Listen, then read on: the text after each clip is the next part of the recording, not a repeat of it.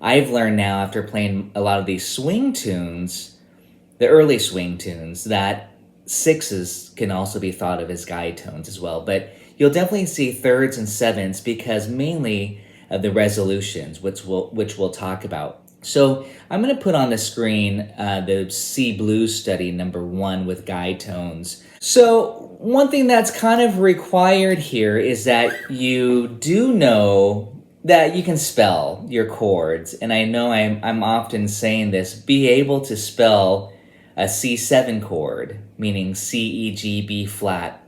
And I do think that this is important, if not mandatory, to be able to spell any chord. Of course, the more you do it, the better and quicker that you get at it. But you see C7 on the chart, you know your C, E, G, B flat. You see F7, F, A, C, E flat. G minor 7, G, B flat, D, F.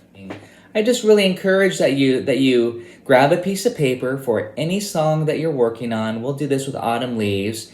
And just get used to spelling just right on top here. Like here, I could even do this. I can annotate on here. You know, you just go like this. Go C, E, G, B flat. And that's 1, 3, 5, flat 7. So of course, the theory behind it is, know your formulas for your 7th chords and your 2/6 chords, major 6 and minor 6.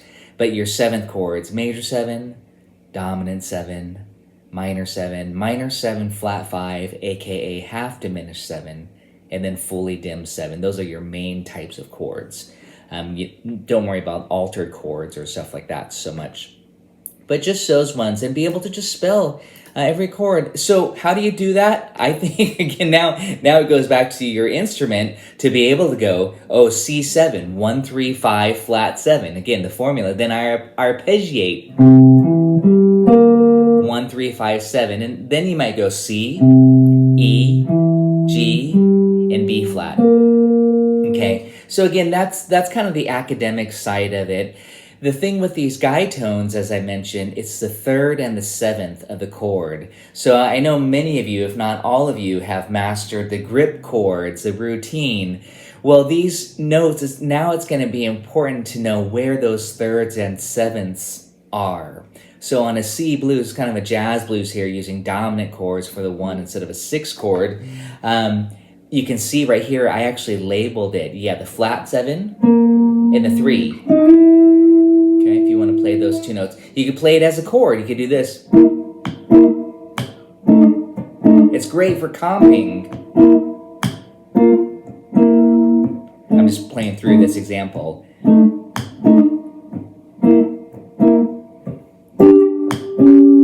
D minor 7, G7, C7, A7, D7, and then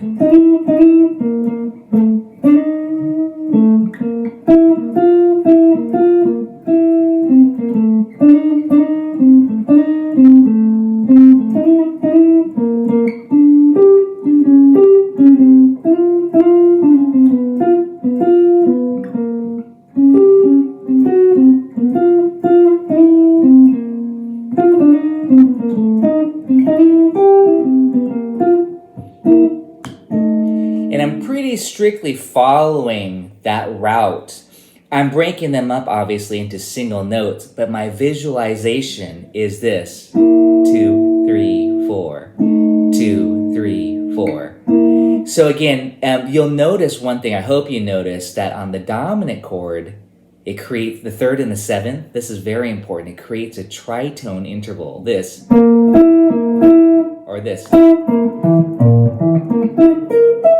That flat 5 distance between the 3rd and the 7th. No matter which way you go, whether you're going 3 to the flat 7 or flat 7 to the 3, it still equally divides up the chromatic scale in half. So it's a tritone interval, that dominant. That's why that dominant. So it's dissonant and it has this unresolved feeling.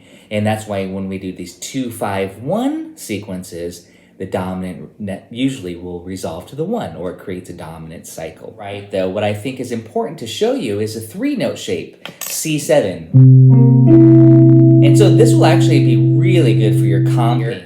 C7, F7. These are what I call 3-note voicings, and yes, I can definitely send this worksheet out for 3-note voicings, C7. So now you can hear the root in there. Earlier I didn't do the root, I just did this, the 2-note shapes, which I love for comping. If you guys know Grant Green, one of my favorite jazz guitar players, that's almost exclusively how he comped, was just 2-note shapes.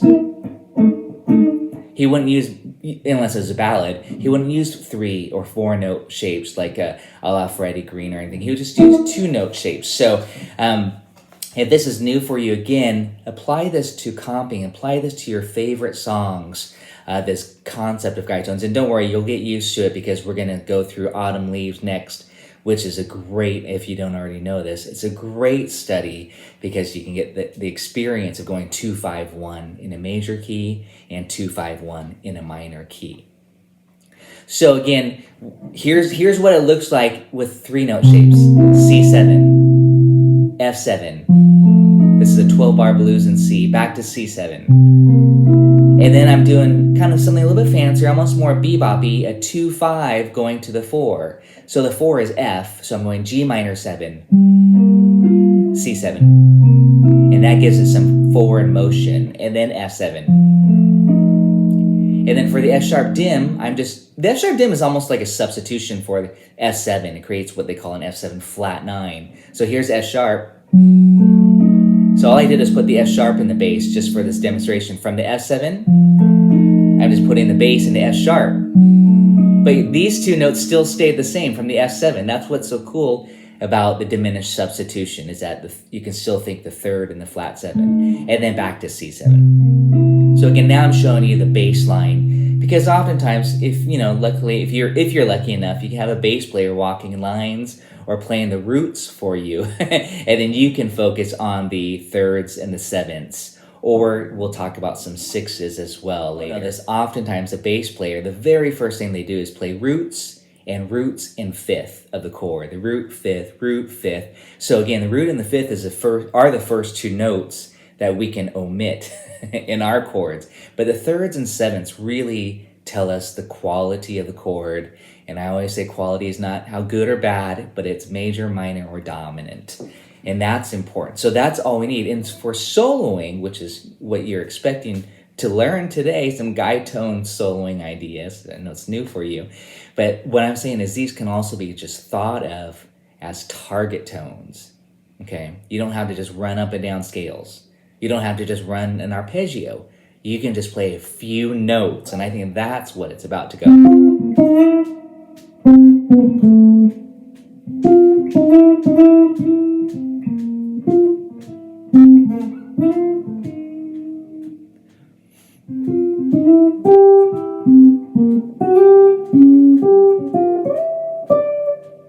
And then you can again have a very specific target. I know I was targeting either the 3rd or the 7th to the chord that I'm on. And of course, again, I'm not saying that's easy, but this is a good place to start. Sea Blues, Autumn Leaves, or again, if a song that you enjoy might be Out of Nowhere or Fly Me to the Moon. Just start to apply this to those songs. And the other song I chose to demonstrate is All the Things You Are, beautiful jazz standard. And that one, the melody is all about the guide tones. So again, the 3rds and the 7ths. You don't need to necessarily have both of them present in your solo at the same time. I mean, you're not playing a chord, but you can target those. Okay, you can pick and choose which ones you want to hit to create a melody. And it just so happens, as I will demonstrate, and we'll do this together, Fly Me to the Moon, All the Things You Are, Autumn Leaves, those songs are all about the guide tones. Like the composer, I'm not sure if they thought about the term guide tones. That might be a little Berklee College of Music thing from the 70s. But again, they are thinking 3rds, how important the 3rds and the 7ths are to the harmony.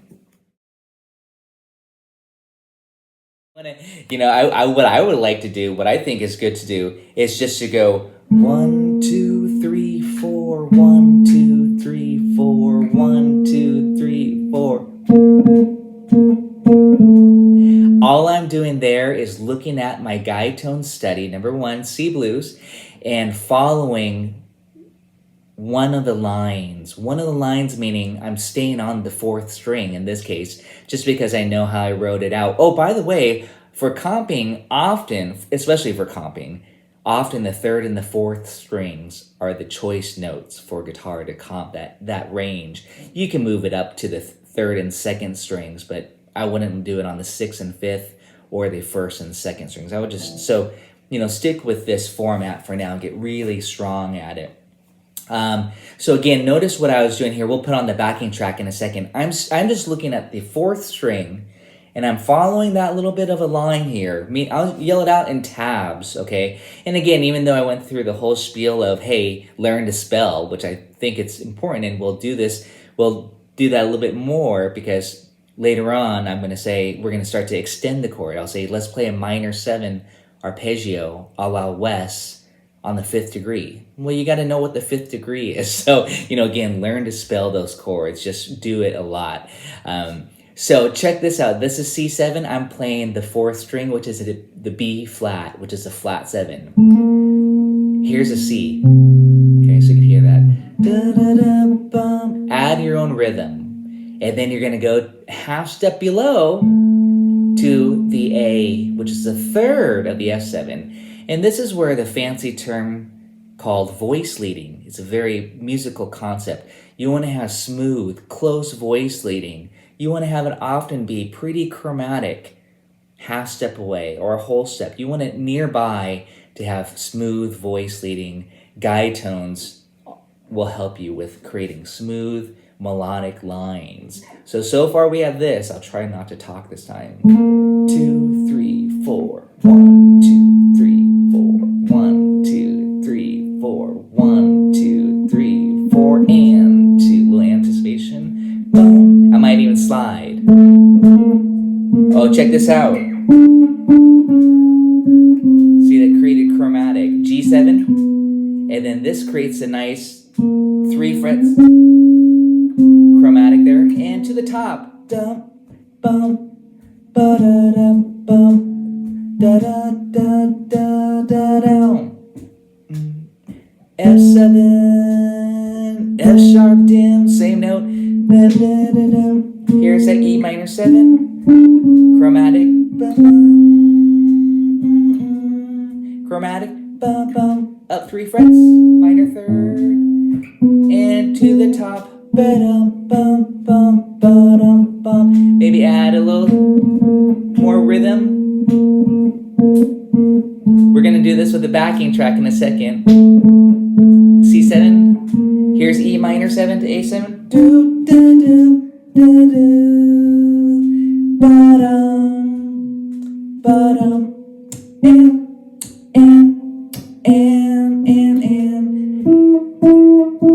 Now I'm on the 3rd string. Dum, ba-da-dum, dum, bum, bum, bum, bum. Chromatic. You'll see these nice chromatic lines in the back to C7. 12th fret. That was a whole step. G7. And then dun, dun, dun. That's a turnaround in top. Again. Bum, bum, bum, bum. G minor. F7. Back to C7. E minor 7. D minor 7. It's the same note for that. And then da-dum, boom. Those are all anticipated. Maybe now I'm breaking. You can break it up.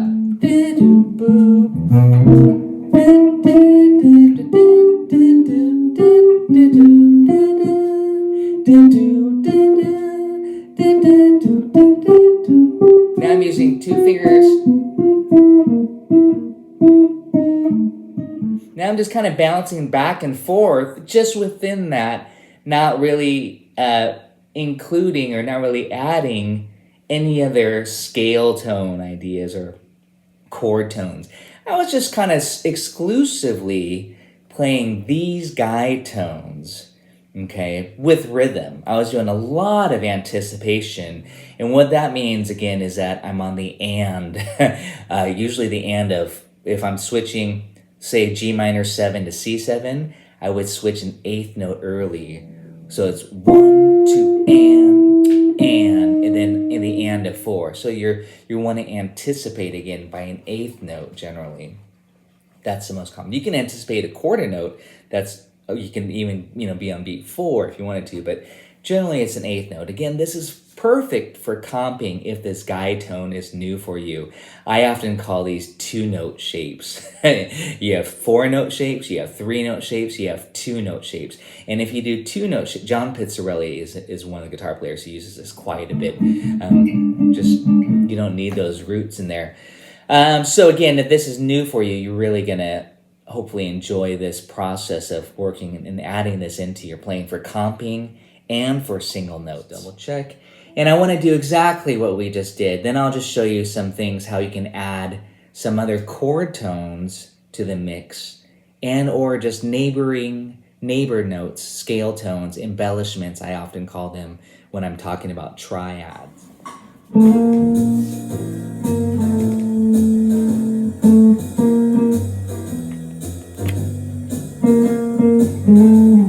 Add some rhythm. Ba-dum, sing what you play. Ba-bum, bum, bum, ba-dum.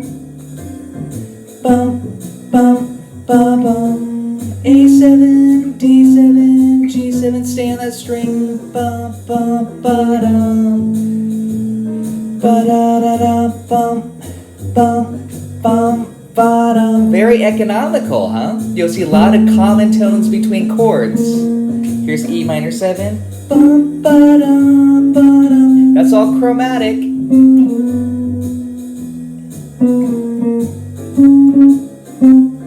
Again, I'll let you guys do it without me. F7, F sharp then, which is the same note, back to the C7, and then E minor 7, da da da, quarter notes, bum bum bum. Let's go to the next string. Da, da, ba, da, bum bum bum bum bum.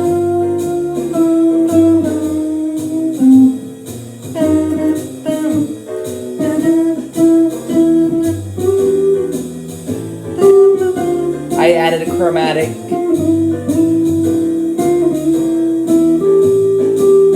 And again.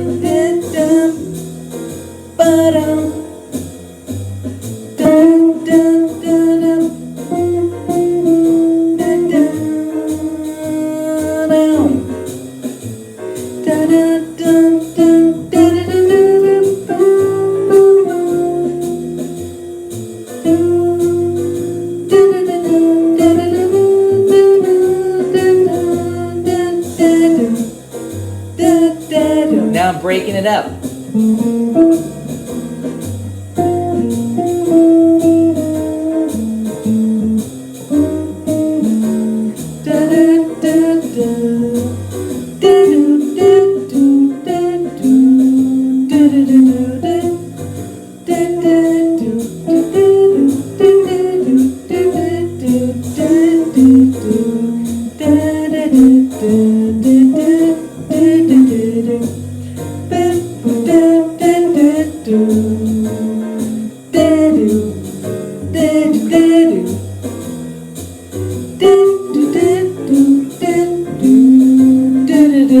Chromatic.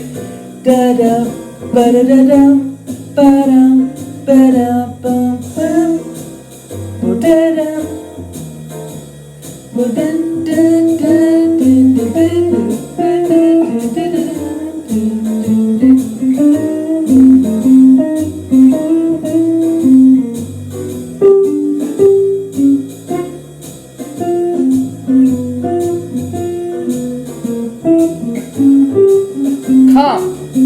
maybe just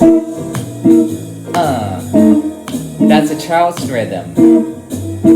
This is very important to getting this down, just comping with these 2-note shapes, the guide tones.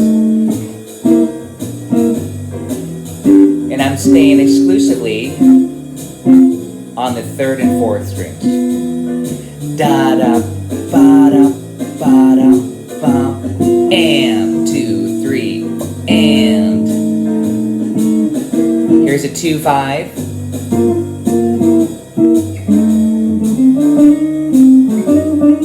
And then single notes.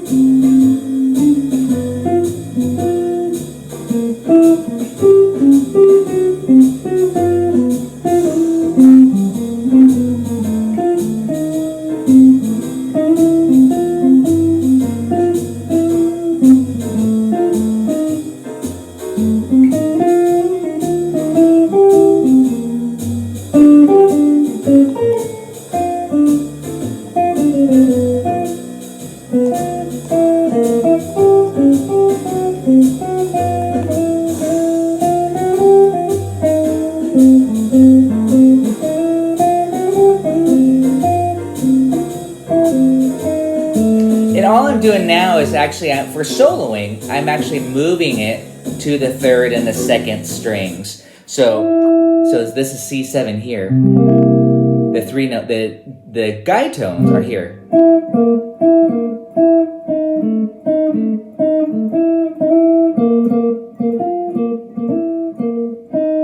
Just so that you know, I mean, again, that's the same as just playing over here. You just have to, use your ear and find it there. But I do recommend that. I mean, obviously it's not written there, but that would be the next step, is to move it around through the fretboard. And the other thing was, I said add some chromatics. Hopefully you caught some of those ideas. Sure.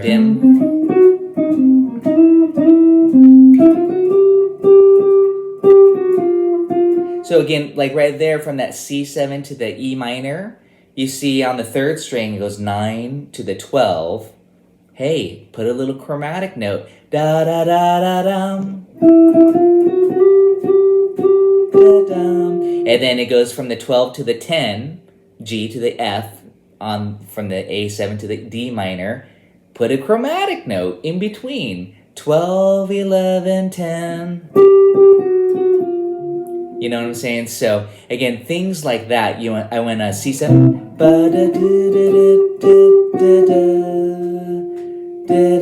And then right here, so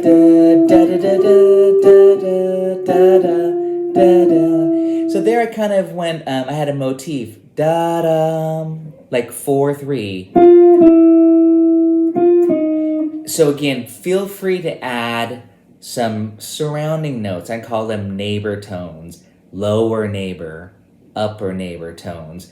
But really, this study at first, I think it's great to stay within what's written, just guide tones, just targeting those and getting used to that. So I do want to go to Autumn Leaves next. We're just going to kind of apply this to a few tunes. But it's one of those songs that I really do think everyone should spend a lot of time on.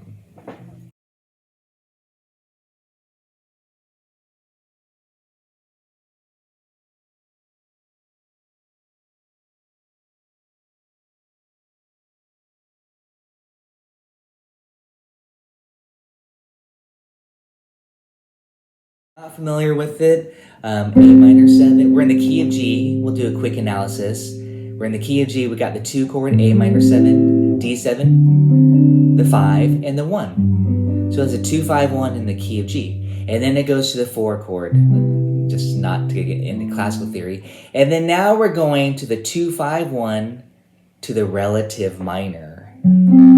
F sharp minor 7, flat 5, B7, and I'm just doing what I call these 4-note grip shapes, E minor 7. And because I know I'm going to loop the progression, I'm putting an E dominant 7 here that has a G sharp, the leading tone, which will then pull us back to A minor. And that's your A section. We have 2, 5, 1, 4, 2, 5, 1. And that was 1 is E minor. For those 4 4 bars there, we were in the key of E minor, which is the relative of G major. So it's a 2-5-1 to the relative major, 2-5-1 to the relative minor. And that's really how I think of the whole song. I'll get a little more into that. But you can see again, I think understanding chord progressions, if you want to, fully understand good strategies on soloing, you do need to analyze the songs that you're working on. So do spend time on that. So 2-5-1-4, 2-5-1 in the minor, and then this 5 chord going back. We won't necessarily do the whole song, but I'm going to put on the iReal Pro app and going to loop that A section here. I actually have a video. I know most of you, all of you are on Patreon. I do have a video lesson that I did a comping workshop last year, and I demonstrated a whole bunch of comping rhythms with this concept. I think I just did the 2-note voicings with it too. Just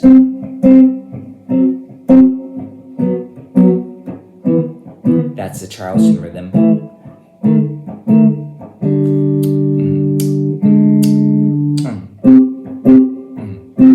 This is another path. That was the same guide tones there, but it's just reversed because now I was starting on a different shape. So you'll see on the formulas there, like if you look at the first A section to the second A section, the third and the seventh, they just swap. But so it's important to again learn these in different places. I'll call it different inversions, A minor 7 here, A minor 7 here, D7 here, D7 here. But again, just for today's lesson, I'm just going to stay on that first route. This is all new for you. We just want to be able to go and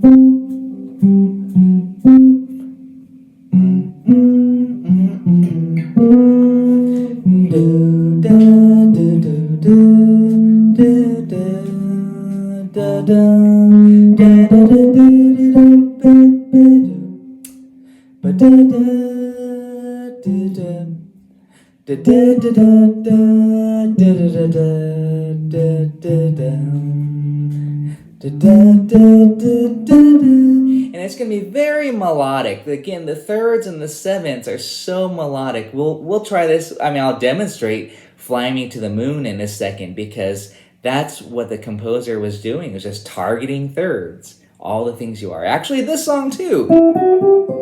That's the third, and then it becomes a seventh. Third, and then it becomes a seventh. So the melody, third, then it becomes a seventh, and it's a flat 7. I'm just saying 7, so I don't have to say the word flat. And then to the third. So the melody, again, is targeting these guide tones. These are great notes, very ultra lyrical. It allows you to play and think simple lines. But of course, it's nice to have some other notes involved to make it interesting. But at first, just target these guide tones.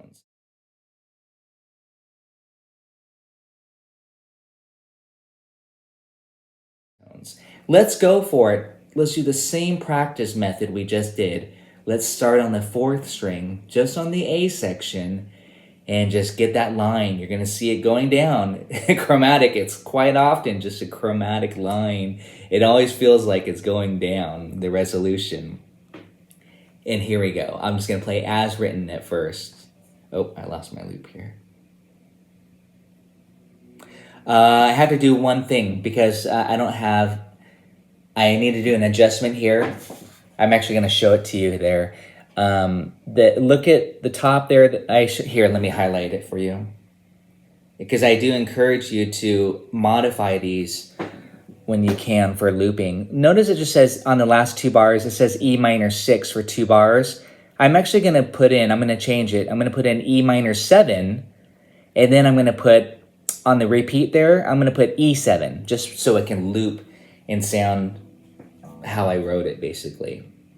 And I'll show you that in a second too. So I kind of do this quite often, modify these stock iReal Pro, if you use iReal Pro. And then here we go. So check out, I'm going to save it.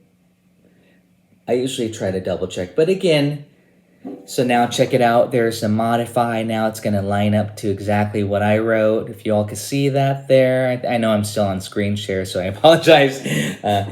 And I'll turn off this screen share at this point. And it's on loop. Here we go. 4th string first.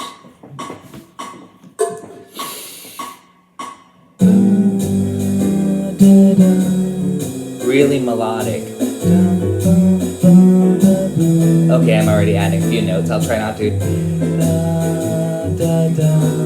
And then open string. Let's do that again. Just keep it simple.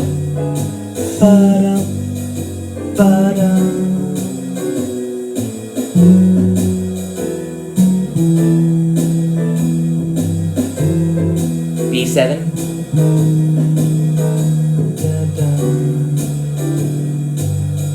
Next string, 3rd. The 3rd becomes this flat 7. And then down as that becomes, the 3rd becomes a major 7. You can see it written there. The flat 3, that becomes a flat 7.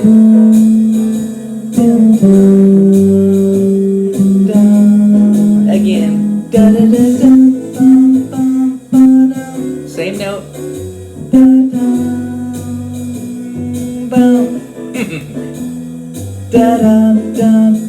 Same note.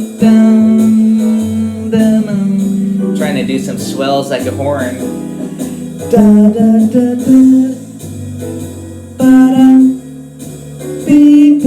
Now I'm embellishing a little bit. Chromatic. Same note. Chromatic. G sharp. Now I'm doing neighbor tones. Above it, below it. These are target notes.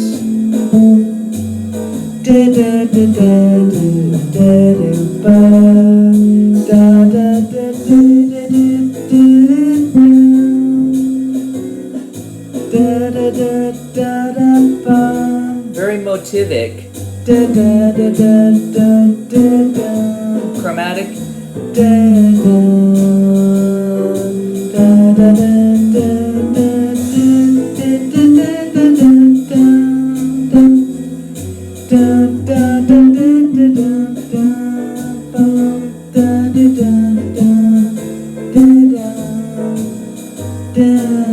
That was a little blues lick.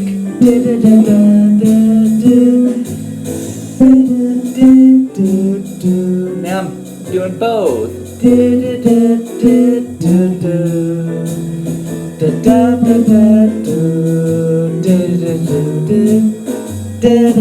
That was a blues lick. Both.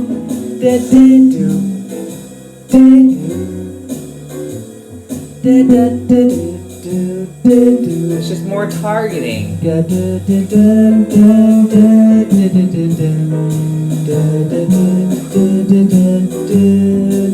Diminish. Now I'm on the top strings.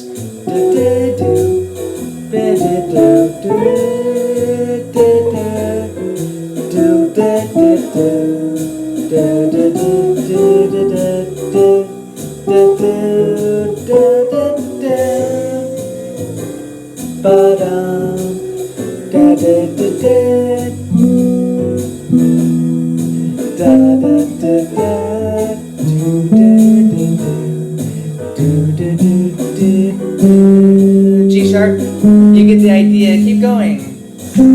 You can do it with comping.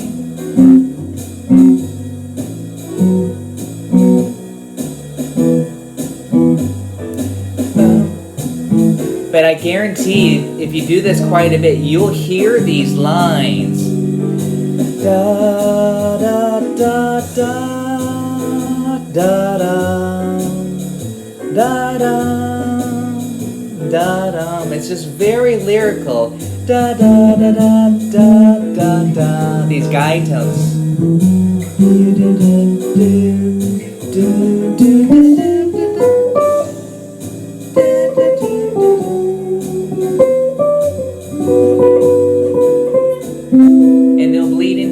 chord soloing too.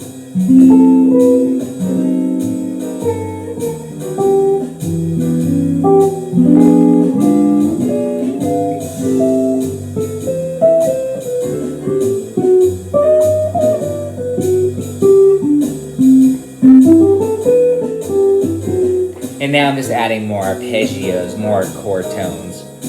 My goal with this is just to introduce you to this topic with some demonstrations. Have you try it out, following the line, learning to, and try it, you have to try some different things out. But if you want to know also kind of what I was doing when I was adding more notes in, I was choosing neighbor tones. Most of the time they were within the scale. We're in the key of G, so I was just choosing notes in the key of G, if you're wondering. However, sometimes I would add those chromatic notes. So that's another thing is, kind of be aware of your G scale. I'm staying in that area. So that those were the notes that I was adding as filler. And I was sometimes going above it, like I went.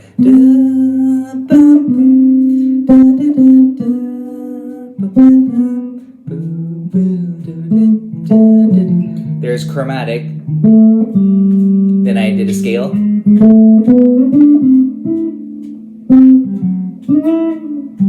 I love taking a motif and kind of bouncing back to a note. I'm going to take a look at If I Had You. We all love this song. I know you love it. Me too. Beautiful, beautiful song.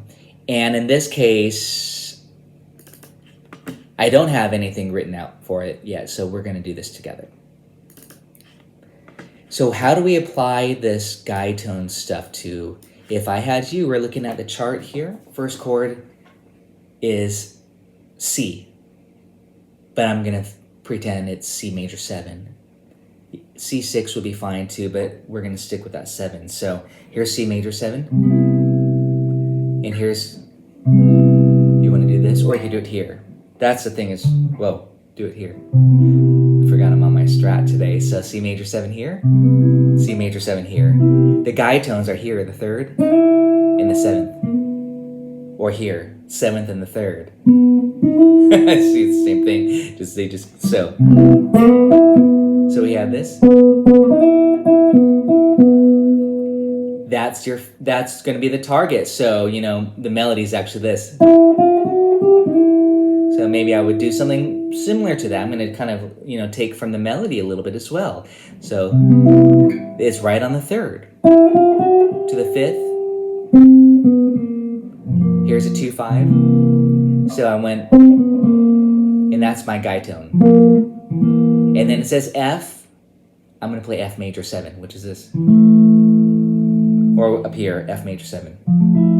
That's pretty up here. As a 3-note shape, I'm sorry. This version. So we have this.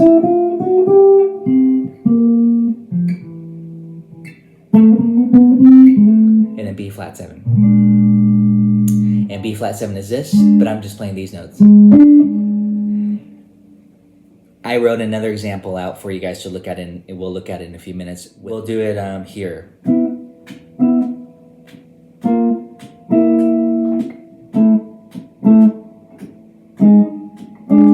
I'm going to stop there. I didn't really talk too much. That was C major 7, which is this. And then G minor 7, we already did this earlier on the blues, to C7.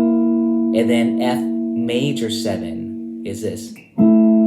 F dominant 7 was this, by the way, before. But we went major 7. And then we're going to turn it to minor 7 by doing this. And then B flat 7.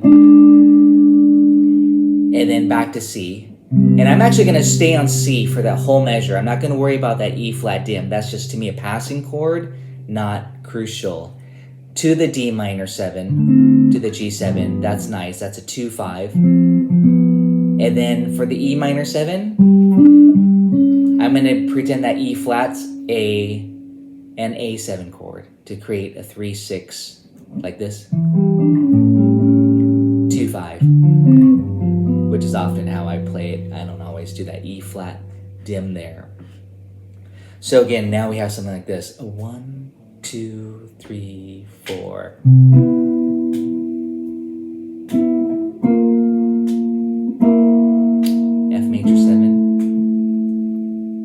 minor 7, B flat 7, back to C, D minor 7 to G7,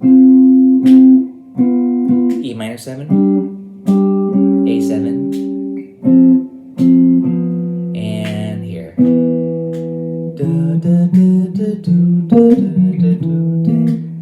F major 7 to F minor 7, back to C, D minor 7,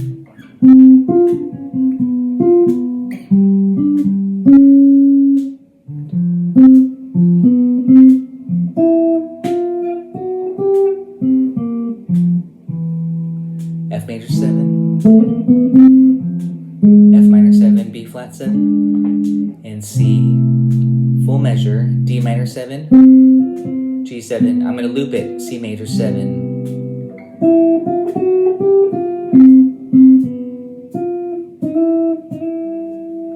This is just a demonstration. Maybe I should probably write out an example for you.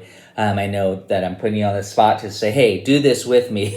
So let me just demonstrate quickly with if I had you as on the loop here. First with the tones. It's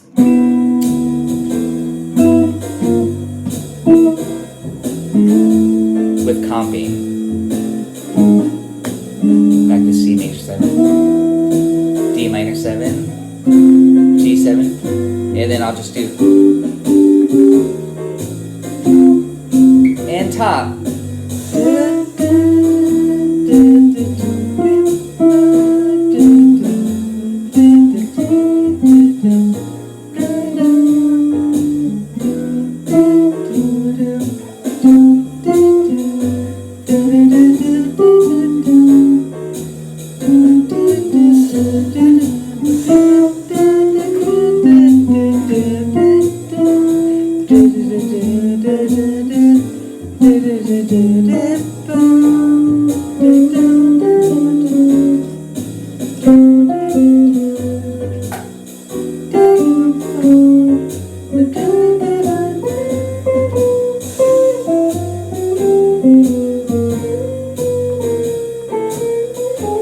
Thirds, flat 7, third. It's targeting.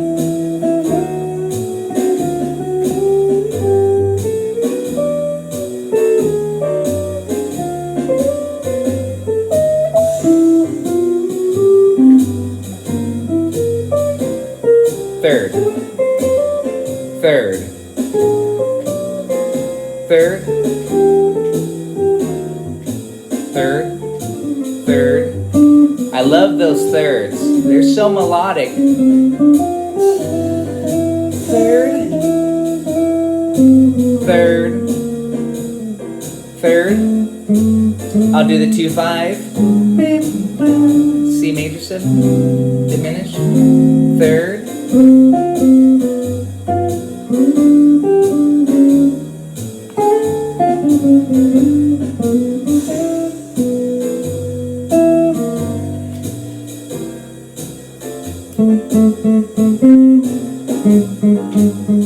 It often allows you to find those little simple lines that you can hang on.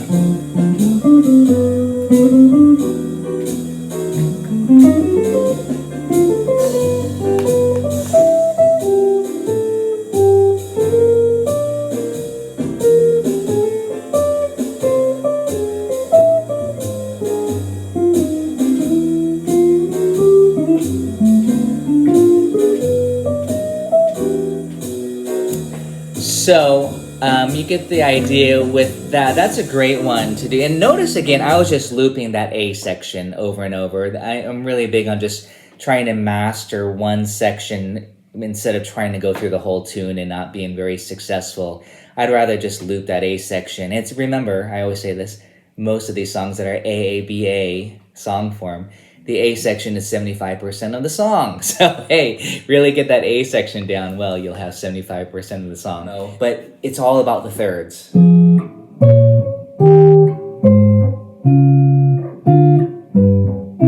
That's all the things you are. Very, very pretty. And then what you want to do is connect the dots.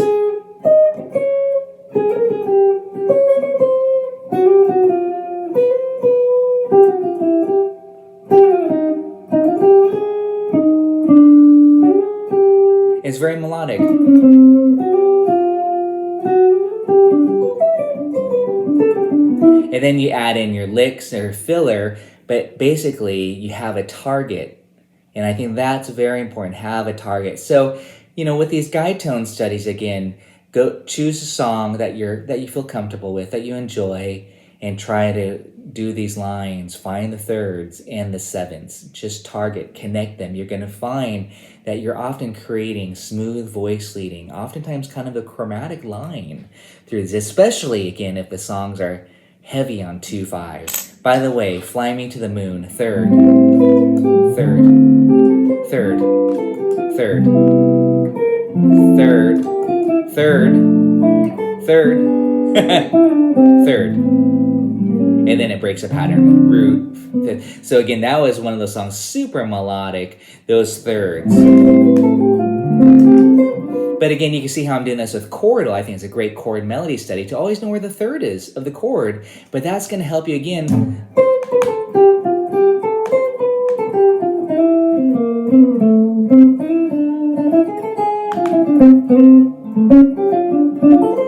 to help target those, where am I going? I'm just targeting thirds, and it allows you to create these nice melodic lines. You can almost hear the chord progression go by, and there were no chords, but your ear kind of implies the harmony, the chord movement. And I think that's very nice, again, when you can target. And you can't quite get that same effect when you're just running pentatonics or blues licks. You know what I mean? That's more of a general sound, but you can't really say, ooh, that was 2-5-1-6. You just hear more, blues licks. Again, this is a more targeting and playing through the changes. Hey, I'd like to use the remainder of the time to talk about this concept, melodic cells.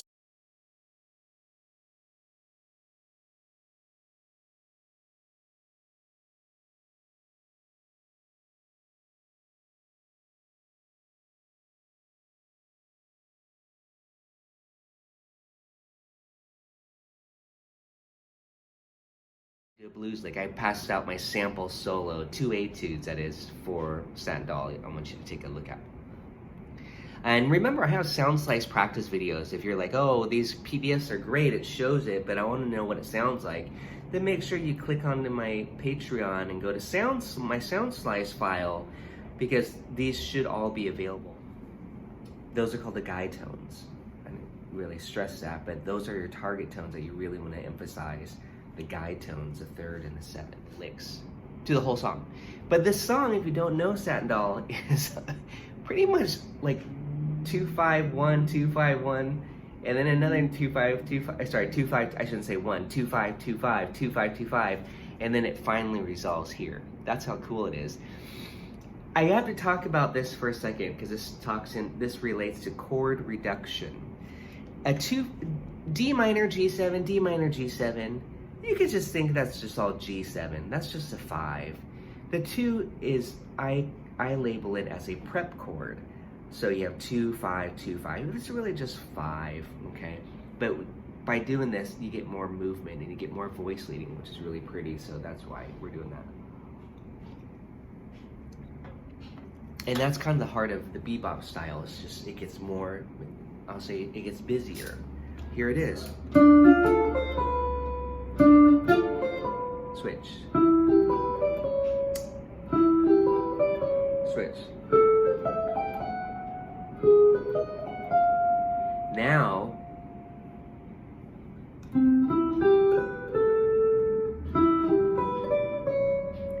for the C major here on the turnaround, I went C major 7. Then I landed here on this note, but that's the 2 chord because it's a walk up. And then the 3, and there's that E minor 7 to the A7, which is a 2-5. So just to show you what happened there. And for practicing, I'm gonna load up my iReal Pro because we haven't done any practicing yet in this workshop, so let's do it. If this is new for you, which I'm kind of guessing it might be, just get your iReal Pro out, if you can see on my screen here. I'm just gonna loop those 8 bars. They put a different chord at the turnaround. They put F7. That's fine. It's a little bit bluesier than D minor. And now it's just going to loop at 100 And I'm going to put it close so you can hear it. And when you're looping it, you got to click on the top part so it's yellow. Here we go. E minor, A minor, A flat minor, that's tritone sub, and then C major. You ready? Let's do it again, A section.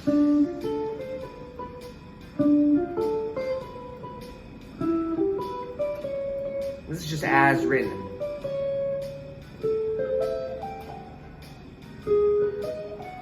And C major.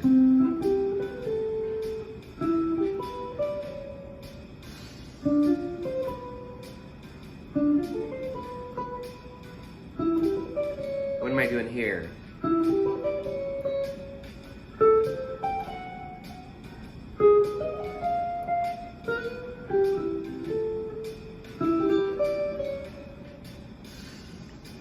There I was displacing it. I was not starting on beat 1 because I don't always want to start on beat 1.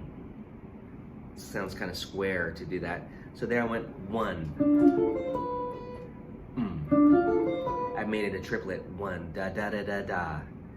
1 and da da da da. So it was 1 and 2 let 3. So that was, I was just playing with the same figure but displacing the rhythm. 1. And I added an extra rhythm note. And then on the C, I flipped it around and went,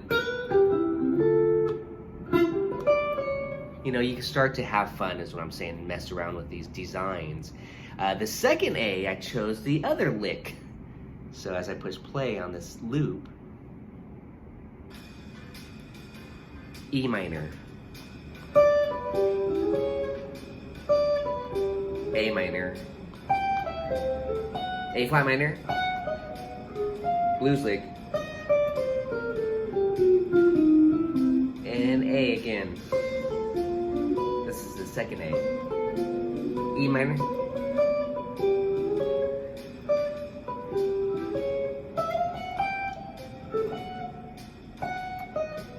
blues lick,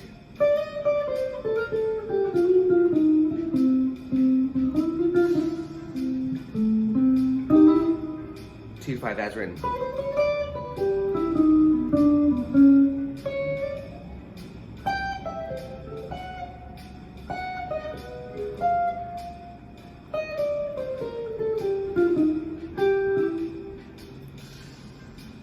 And it's, you know, at this point I wanted to demonstrate just ad-libbing, mixing and matching from some of those other ones, and even playing around with the blues scale turnaround here. Remember what I said last time, I often like to throw in the blues lick at the turnaround, so it feels like it just brings it home.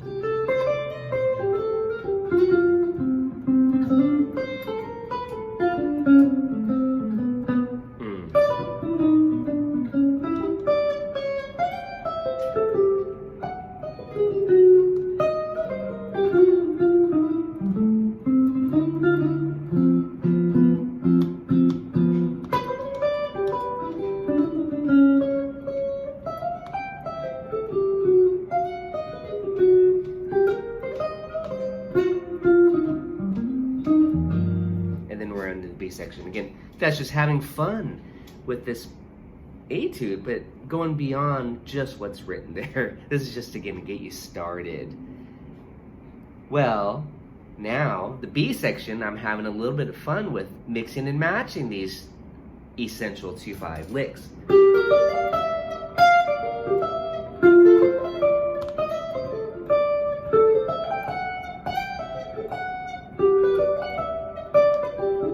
So again, I'm just taking two of them and going back and forth so it just doesn't sound like the same thing repeated twice.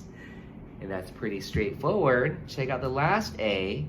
Oh, by the way, the B section does modulate, but it goes to the 4 chord in the key of C, 2 5 2 5 1, but that's really the 4, and then 2 5 2 5 to the 5. And then last A. This is a tricky song. It's a good song to study. It's just a massive amount of 2 5s. Well, the last A, look at it now.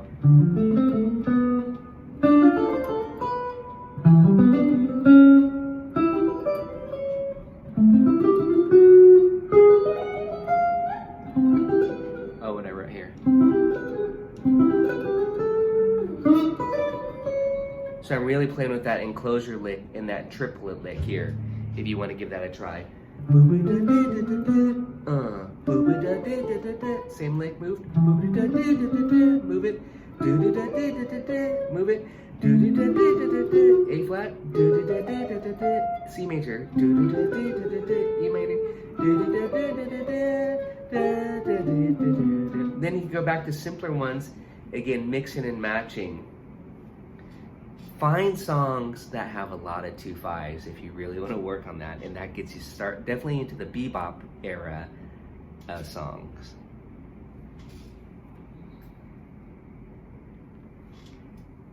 How you guys doing? And I think I passed out, there's more on the 2/5s, but I'm not gonna go, I don't wanna go too much more into that. I still wanna talk a little bit more about some minor scales and stuff too. So simple question. Yeah, Dave. When you say you like to end with the blues, that goes over that C major 7, Yeah. and you ended that time with a minor. Can you end with a major or a minor blues scale, or it doesn't matter? Yeah, that's what I generally call the hybrid scale, when it's a combination of major and minor blues, pentatonic. It generally it doesn't have the major 7 though. That's for this particular concept, the major 7 is too sweet. I use a flat 7. Sounds a little bit more rock and roll.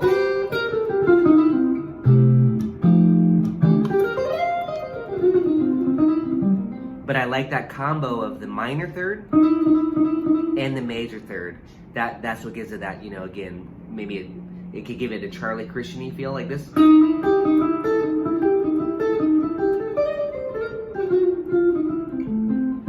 then that's, and then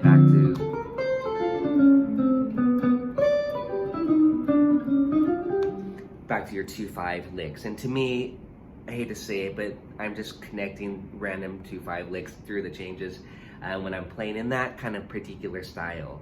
So again, it's more lick based, I have to admit, but it's still fun to connect the dots, okay?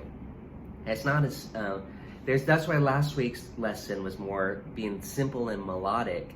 Today is a little bit more like rote stuff, like this stuff.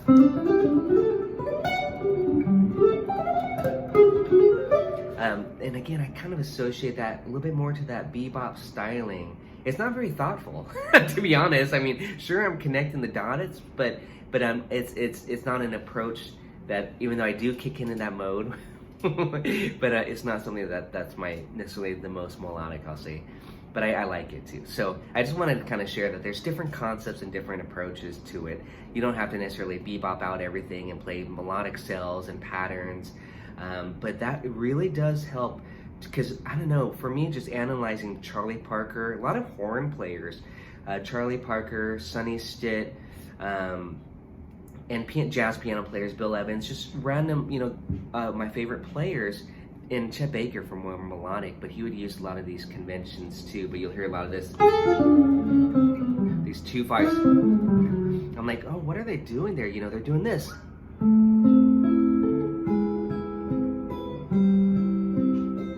But they're doing this. Or these voice leading. Or this. But this.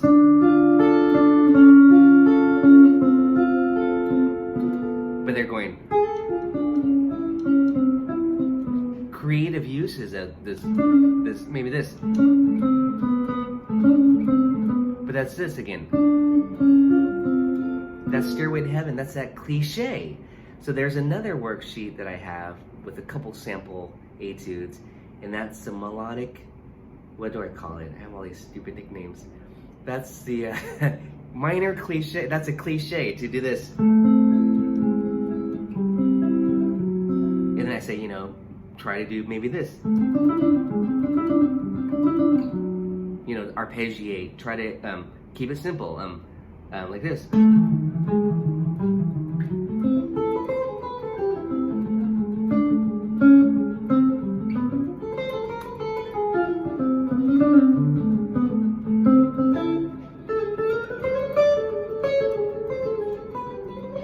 So there I'm trying to incorporate that bum, bum, bum, bum, bum, bum, bum, bum. You know, different places, that cliche, that descending cliche. If you're a Beatles fan, you would know it from Michelle.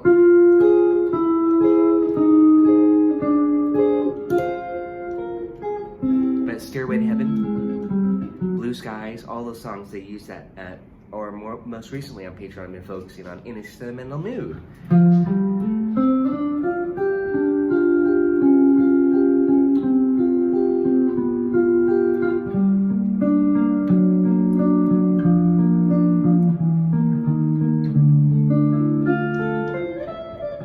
Etc. You know, just that cliche, but trying to bring that out into your, now it's demonstration with chords, so you can hear that line, that descending line. But the art of it is to try to throw it into your soloing too. I don't know, let's say art, but it's fun.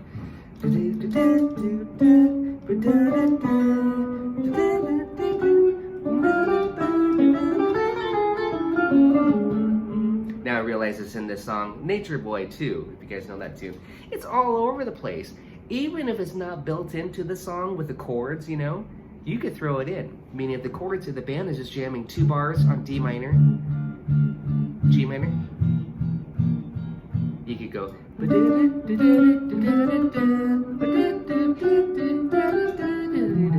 and create beautiful voice leading. The other cliche, or the chromatic cliche specifically, is this one.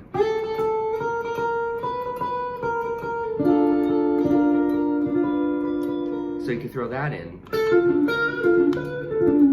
And then I like to mix and match. So sometimes I'm doing the, I call it the roving fifth. This, well, you know, it's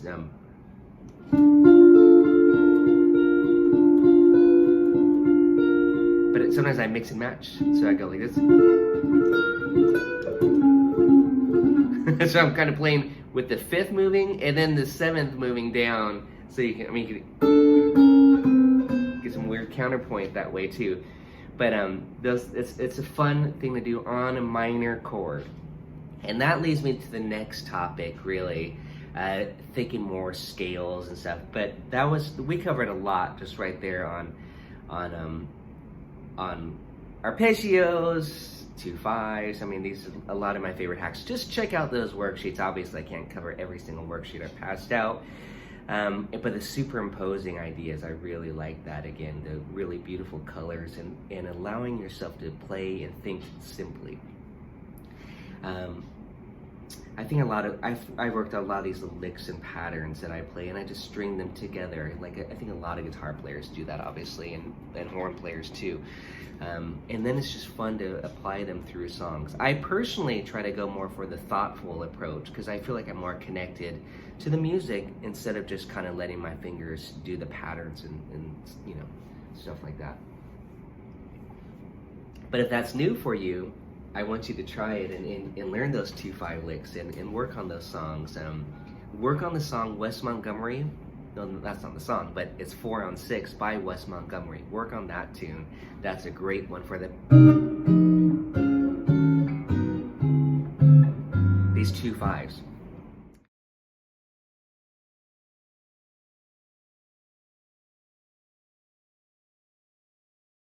Hey everybody, welcome to Easy Soloing Strategies, class number 12. Let's get started.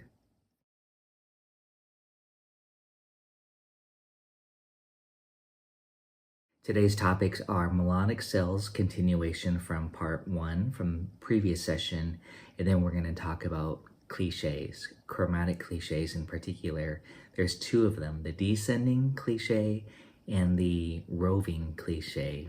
We'll talk about that, and let's get started. Okay, so guide tones, first of all, it's very to the chord. I mean, that's the thing, is you got to know what chord you're on. So this is definitely more advanced type of thinking versus just playing one scale, I mean, the major scale, and I encourage that, you know, or playing a pentatonic / blues scale. When you're playing with guide tones, it's pretty much, I think of the word guide as target. These are target tones that help you connect your lines, essentially. But you can also just create a lot of music from just hitting those guide tones, you know, right on the beat, as I was demonstrating on the blues. But ultimately, I think it allows you to be very lyrical, as I demonstrated last time on Autumn Leaves. You know, I don't think I did too much time on, well, maybe at the very end of that, I showed you Fly Me to the Moon. Pretty much, the composer was targeting these guide tones, these thirds. Third, third, that's what I was saying. Third, the melody, third, third, third, third, third, third, third. And now I'm just kind of goofing around. That's not how the melody goes, but you can almost hear the harmony go by. And then even if you're just playing with the bass player or just even solo, you can hear these. It sounds very like almost Baroque or classical, however you want to say it, but it really allows you to focus on the essential. And I think that's very important, to be very lyrical and not kind of have to, you know, find what note to land on. You already have these target tones, these guide tones, and they work great for comping. And I was mentioning, and this, I'm kind of combining a lot of comping, as you probably noticed, if you looked at the worksheet from today, the chromatic cliche comping. I think as guitar players, it really helps to play this stuff as chords and as single notes to really get it down really well. Because as you probably already know too, a lot of these lines are often extracted from the chord shape. I basically think of them as the two most important notes of the chord, okay? Sometimes I was mentioning thirds and sevenths is what you'll see in music books, music schools. They say those are your guide tones. However, I think of the sixes as being guide tones as well, because it's a chord tone that's not just a root in the fifth, and especially in swing or bossa, it doesn't matter. But generally speaking, the third and the sevenths are your target tones. And those alone, you can just connect the dots. Oh, I also demonstrated on all the things you are. Yes, if you're on a minor chord, you want to target the flat three. You got to be careful not to hit the major three. On a dominant chord, you can hit the flat three. It's going to sound a little bluesy, you know. So you just kind of know these little tricks of what you're going for. But essentially, the only kind of wrong note is the major third on a minor chord. If you hit the minor third on a major chord or a dominant chord, then you can justify it as sounding bluesy. You all know what I'm saying. So if you have this sound. See, that sounds like a dominant seven, just kind of bluesy. But if you're on a minor chord and you hit this, the major third, it just sounds kind of bad. Unless, again, you're using it as a chromatic passing tone. And you go like this. You're not going to hang on that major third. You're just going to go 4, 3, flat 3. And that's also, again, to me, that ties into the embellishments, targeting these particular tones. But again, we're focusing a little bit more on that flat 7 on a minor chord.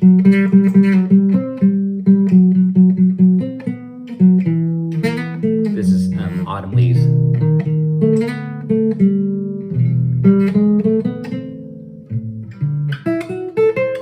And then you're just targeting third, third, third, or maybe the seventh. Jazz standards. It might be all the things you are. It might be Satin Doll. And I actually do have a worksheet I'm going to put out. I'll send to you guys if you don't already have it. And where you do stuff like this. You know, Satin Doll, if you all know Satin Doll. But you could just do stuff like this.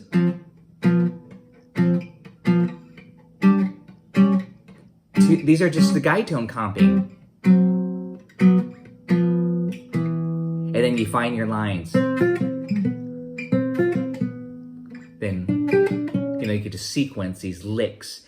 It kind of ties in also to the longer 2-5 licks. It's almost a similar idea because you're still targeting the thirds. And what I recommend is grab a tune, comp using guide tones, then try single note soloings to work. Because if you can comp, then you can visualize where those guide tones are located. And then you can connect them as single notes. Stick with Autumn Leaves. I highly recommend that one. The melodic cell ideas, the 1, 2, 3, 5. Did you guys experiment with that? it's kind of a good little trick, a hack almost, you know, to playing over the chord changes. And you work out your fingerings, and you can kind of play pretty fast licks and stuff too. Once you work out your fingerings and you kind of know where the root is, for example, with that particular melodic cell, the 1, 2, 3, 5. That being said, you can create permutations from that 1, 2, 3, 5 and go 3, 1, 2, 5, 5, 3. You can go backwards. You could go. You know, you don't necessarily have to go in order. I'm just playing with those 4 notes, the 1, 2, 3, 5. And I had to think about this because it not only works to the root of the chord on a major chord or a dominant chord, but I demonstrated, and I hope you saw this in the demonstration, on an A minor 7. I played 1, 2, 3, 5, starting on C, the 3rd degree, and it was this, and that's this. Not starting on A. Today I'm going to show you the minor version of it. 1, 2, flat 3, 5. This, which is actually quite popular in gypsy jazz. It's such a beautiful sound. It's almost like an add 9 chord, that particular sound, or an add 2, like an arpeggio broken chord. So again, it's just kind of grabbing those group of notes. But I hope you experimented and saw, it was actually on the, I think I used it on the Giant Steps etude, and maybe you avoided that one. But I had a 2-5, A minor 7, and off the 3rd degree on the C, the flat 3 that is, on the C note, you can play C, D, E, G. And I really recommend that you give that a try. Just do this. And that's over this chord.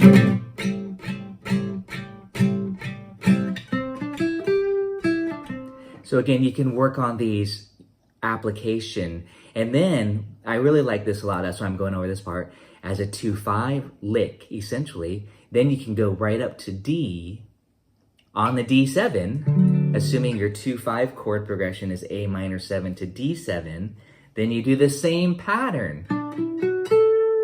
So you have C, D, and where's that going to resolve to? A minor 7, D7, G major 7, and then do it on G. It's very pretty. So you're basically thinking, this is kind of a neat way of thinking, like if, hey, I'm in the key of G, for a 2-5-1, I'm playing 4-5-1. You could do it here, and then here. And just work out those progressions. So here's A minor, 3 and 4 and 1, 2, and then D7, and then G major 7. I'll do that again. It's gonna sound like this. Switch, switch. I'll say it out loud. 3, 4, C, D, G, 3, 4, C, D, and G. Stay on the G. One more time. C, D, and G. And I'm just saying, just the root. As long as you're thinking 1, 2, 3, 5, and you know where C is, you know where D is, and you know where G is, then you can go. So if we have this, 2, 3, 4.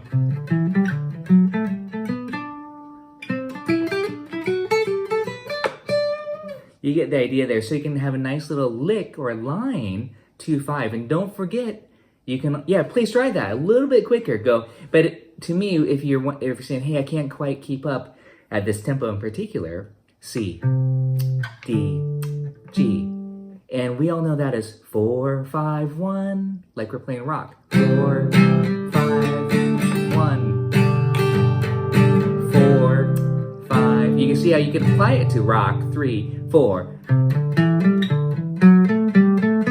3, 4. But instead of playing the 4 chord like this, I'm playing A minor 7. A minor 7, as you can probably see here, contains a C chord, a C triad, see? I'm just putting an A in the bass. A minor 7, as you all know, is equivalent to C6. Okay, so that's why this works. It's 2, 3, and 4, and D, and G. 3 again. You could do this as a swing like we're doing, or a bossa. Here we go. 3, 4.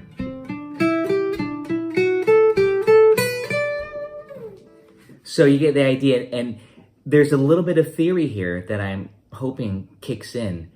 And I said this last week, it's on the video once you can access it. Be able to spell your chords. If I said E minor 7, what's the third?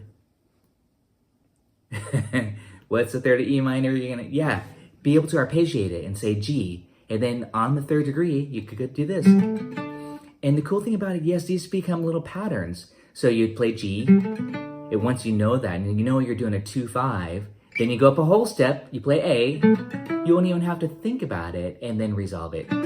So that'd be a 2-5-1 in the key of D, if you saw E minor 7 as your first chord, and then A 13, and then D major 7. So you could do this. And again, I'm just using this as a quick and easy kind of a lick design to almost a template, but you could go to, and there I just reversed the order, and I added some articulation. I went,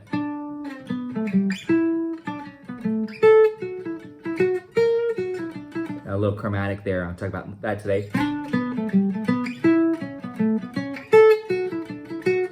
That almost sounds like a tune called Them Their Eyes. Dee da da da da. That's the motif there. But anyways, again, these just beautiful sound out of nowhere. I forgot if I did, but that motif again, the 1, 2, 3, 5 motif, that's the motif of the melodies. You came to me from out of nowhere. So it's just 1, 2, 3, 5. However, there's a really beautiful trick with that. It's not on the root. This is too good to just kind of gloss over. And I'll be talking about this more next week as we get into substitutions. This is right now a little bit more face value, but I'm already talking about substitutions as I'm saying A minor 7, think C major. But I think a lot of you who were with me last term, or the previous term from that even, know the importance of thinking the relative major, the relative minor, or thinking off the third. A minor, C major. E minor, G major. That's kind of the quick way of thinking about the minor chords as far as what the third is, the relationship there from the minor. I'm going to show you this chart here, and on the very opening motif, we have a G major 7 chord. Now, I hope you all know, it doesn't say G major 7, it just says G, but I'm interpreting it as a G major 7 or G6, doesn't matter. But when you look at the notes here, it's D, E, F sharp, and A, this. And there's that 1, 2, 3, 5 melodic cell. 1, 2, 3, 5. You can play it like this, like this, like this. It's good to work out different fingerings because you never quite know what finger you're going to be on when you're actually playing these licks. So you just want to kind of be prepared. But 1, 2, 3, 5. I'm going to play here. And that's over this. You can do me. And then I'm going on there. But just that idea, just that motif. Okay, so then on E flat, you could just start it right on E flat, okay? Because that's a dominant chord, they just move it up. And we could even try this as well, because, you know, this is what it's for. But please note this really cool concept. D, E, F sharp, A. There's no G in there. This melodic cell is starting on the 5th degree.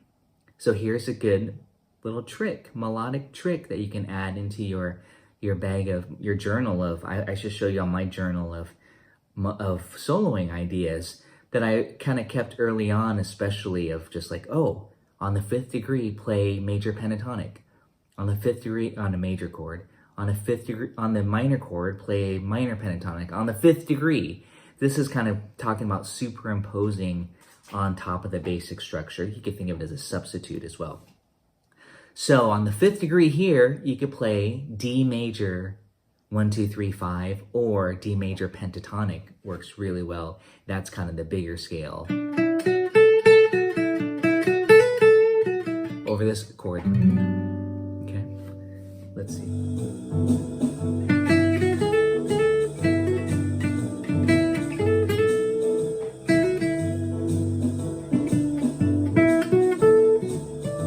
Maybe this ringing.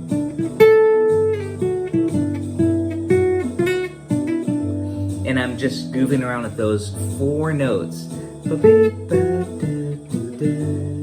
Oh, I added 1 note on. The note I added on was a B note. If I added that 1 B note on to this melodic cell, B happens to be the 6th degree, we then have D major pentatonic. It's so hard to resist that. Not adding in the pentatonic scale, because it makes, we all hopefully know our pentatonic scales. So that's what I was doing, was playing D major pentatonic. I added 1 note onto it. Then I was here. This is all against a G major chord. So basically you're thinking off the 5th degree, and I'm going to talk about this next week as we also work on The Girl from Ipanema.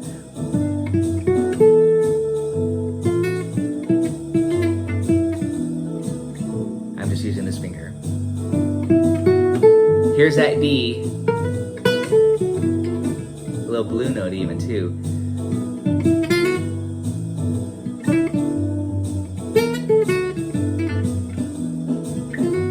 But here's just what's written.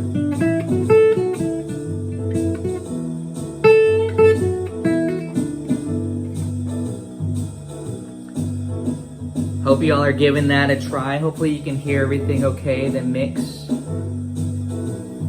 Can you hear the iReal Pro okay? Good enough? Thanks, guys. Here we go. I hope you know, again, there's no tabs, nothing there. I just hope you know, hey, I gotta start on D. And you have that 1, 2, 3, 5 intervallic pattern worked out, and then mess with it, but meaning, you know, make melodies.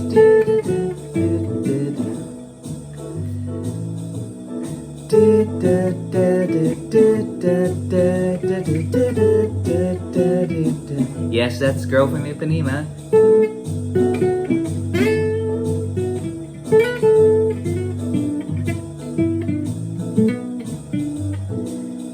I love that sound. It's very kind of modern-y sounding, not as swingy as like Charlie Christian thinking style of playing. It's a little bit more, you know, 50s and 60s style. On the G chord, you get the 5th, you get the 6th, the major 7, the major 9, and then the B is the 3rd. And so that's a really beautiful sound, and it's kind of extended because of the 7 and the 9 and the 6. I mean, again, it's quite colorful. We'll look at that next week. But now I'm just going to show you how to practice this stuff. Like, hey, I really like this. I like the way of thinking. It's very kind of, and again, a lot of this is conceptual, because it's nice not to always have to say like, well, what mode do I play?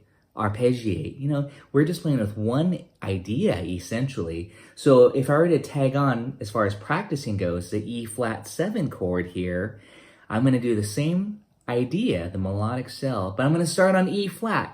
That's just face value, and that's pretty, again, for a major chord, you could just always do that, especially on a dominant chord.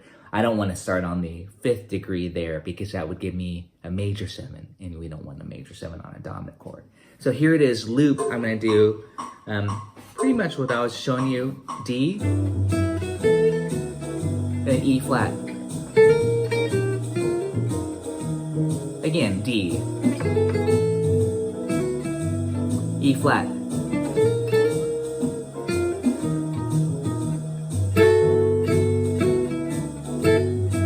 flat. Those little Hendrixy grabbing songs and just say, hey, let's give it a try, and applying it to whatever song's in front of us. But again, I have the iReal Pro looped, and I'm just taking this one idea, E melodic scale 1, 2, 3, 5, which is almost a penta. Okay, and see the triad here? This is actually quite important just from a guitar point of view. This D major, 1, 3, 5. Well, here's 1, 2, 3, 5. Very sweet notes. And then the E flat, face value to the chord. Okay, but remember, on a G chord, we're playing the D major. I want to say pentatonic again. Here it is, a penta. And then E flat. So you might as well just go ahead and do that again. That's what we're going to be getting into next week, is pentatonic application using some subs and some superimposing. Let's try this just a little. 1, 2, 3, 4.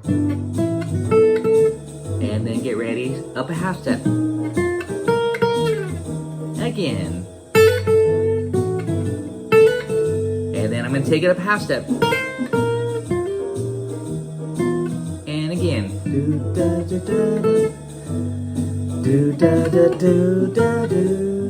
Try to weave your licks and your lines in so it's kind of just disguised.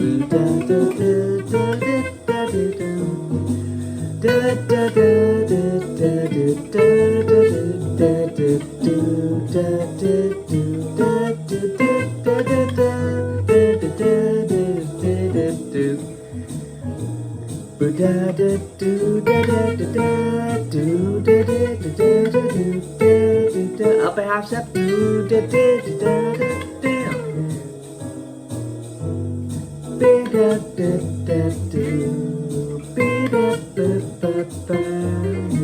Triplets.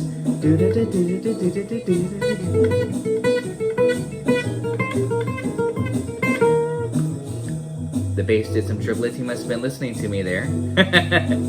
Okay, you guys get the idea. I could goof around with this all day. It's so much fun with just these little bits of ideas. Or again, these cells, these melodic cells, even though I was adding the one pentatonic note, which again is 1, 2, 3, 5, 6. That's all it was. But it's so nice to hammer on that sweet note. And then I hope you can see it from the triad. Again, that's very important to me to visualize these little shapes here. I'll do it slow.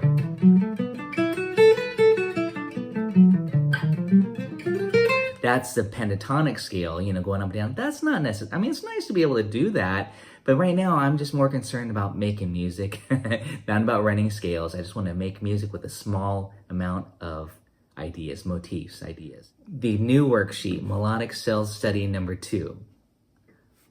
Okay.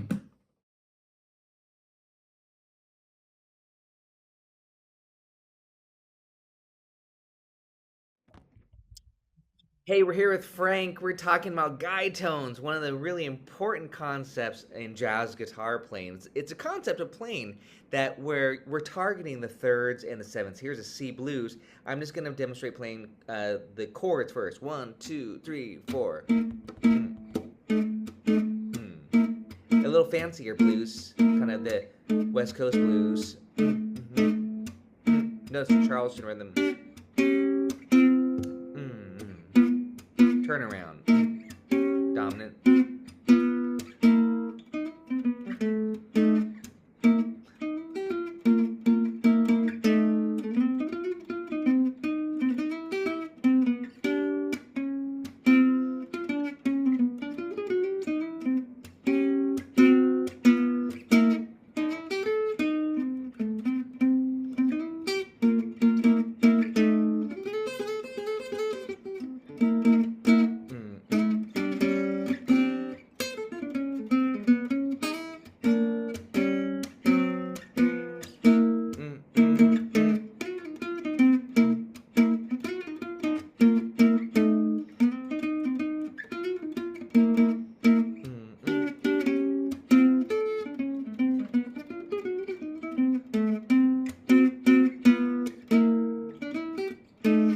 so there I was just kind of noodling around some, and I know you're gonna ask this, Frank, the blues scales, pentatonics, and blues scales.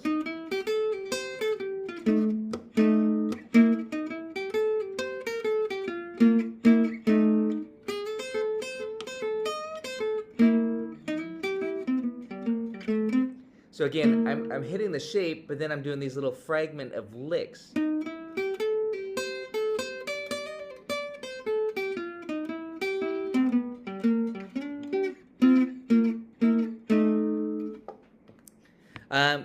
So ask some questions, Frank. Are you there? Yes. Are you coming? Are you strictly coming out of the minor pentatonic or major pentatonic, and just using the flat 3 and flat 5? I mean, you're kind of doing it off the top of your head, but do you recall how you're doing that?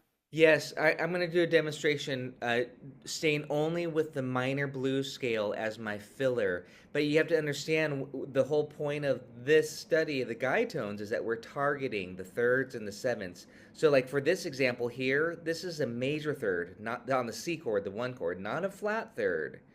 But this one, the the F7, that will be C minor. And then these here, if you look at the actual notes, this would be from the major, and this could be from the minor. I mean, it's going to be a mix.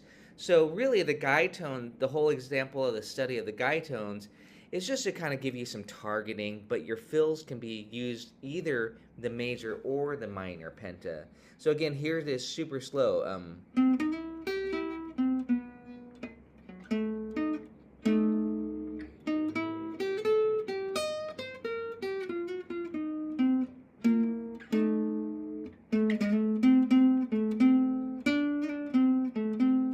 C7, I'll say the chords. D minor, G7,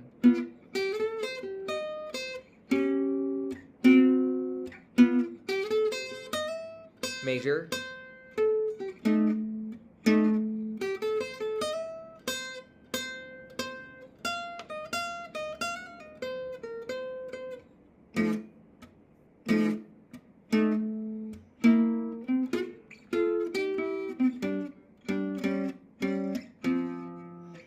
and again, I stopped there, but that was on a D minor. And now the question is, do I want to play a D minor? I had to think about this. Do I want to demonstrate D minor arpeggio? Or do I want to play Blues Lake?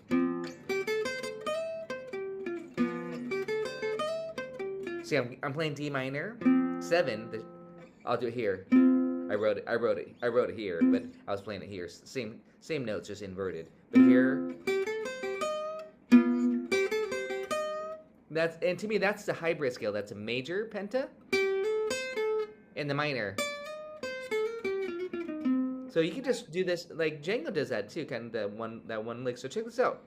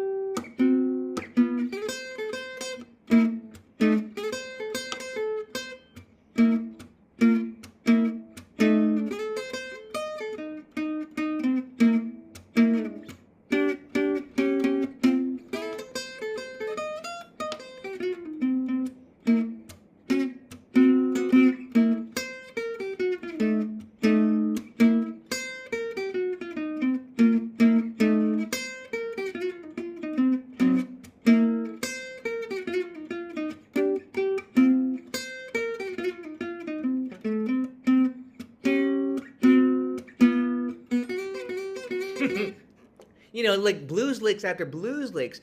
But one thing that I was always doing there for that example was hitting those guide tones as like stating them. I was stating them. I was following the form, so it wasn't always at a certain spot, but I'm still following that timeline of the 12-bar blues. And it sounds jazzy because of all these the 2/5s, the 2/5s here, and the 1/6 2/5. It's not the early blues. This is a jazz blues, what we call jazz. It's got a lot of movement here. But again, hopefully you can hear those little simple phrases, the bluesy phrases. Do da da da da da, do da da da da da, do da da da da da, do da da da da.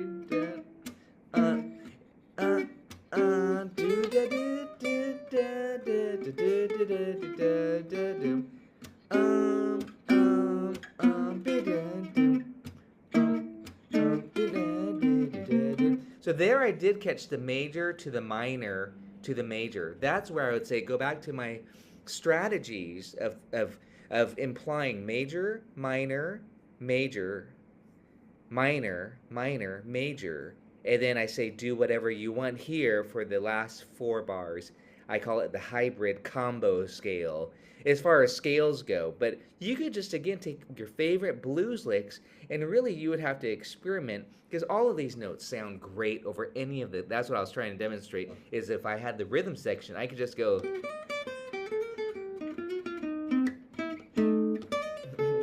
you know what I mean? This is going to sound great over any chord. It's not a chord-specific thing. So this exercise, and then for soloing, the next step is to actually target those guide tones where you're hitting those notes in, like with your solo, with your lines.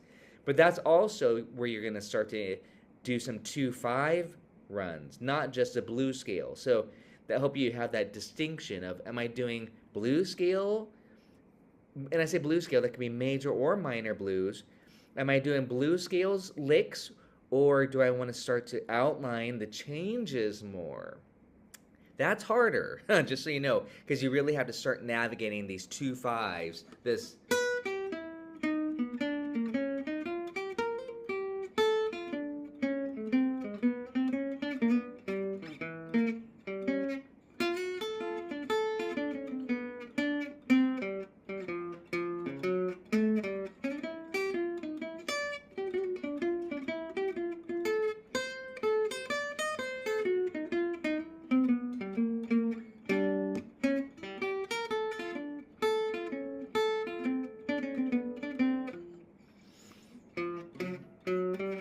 So again, there I'm starting to really navigate those changes versus just playing blues licks in that example. That answers my question, sure. Those were not great.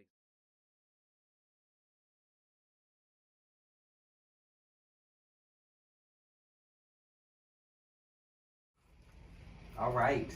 Autumn leaves comping. Guide tone comping. Guide tone comping, what does that mean? That means we're targeting the 3rd and the 7th of each chord. For A minor 7, A, C, E, G, we're going to target G and C. That's what I would recommend, is G and C. You can do C and G. Doesn't matter.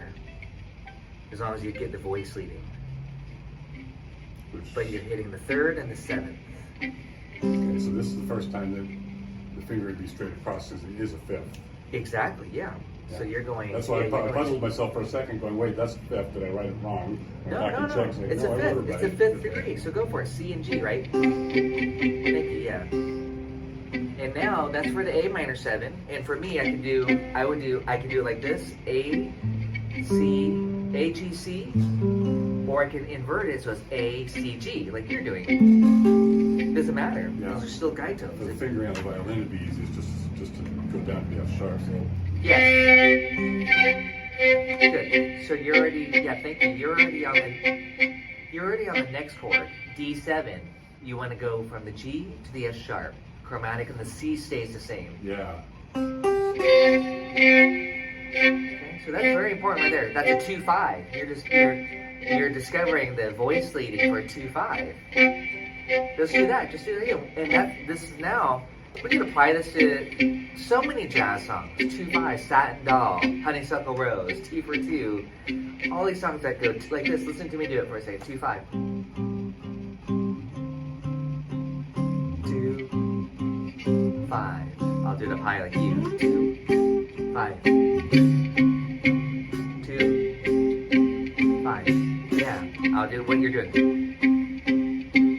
Exactly. See, you're like a guitar player, comping just like a guitar player. And that's what all violinists want to be able to do, essentially, just be a guitar player, like comp, you know what I mean? It's kind of joking, but seriously, they kind of are functioning like a rhythm guitar player, like this. Right. 2 notes. So that's A minor 7, D7. Yeah. So the C stays the same. This is voice leading. C stays the same between both chords. The G goes to F sharp. This is also very important for lead because we could go do, da, do, do. And then now for the G major 7, we want to stay on that F sharp, and the C goes to B. So that's a fifth also. Beautiful. Oh, that's a nice chord. Now it's a 2/5-1. 1, 2, 3, 4, 2, 5, and 1. Let's stop there. Let's do it again. 1, 2, 3, 4. There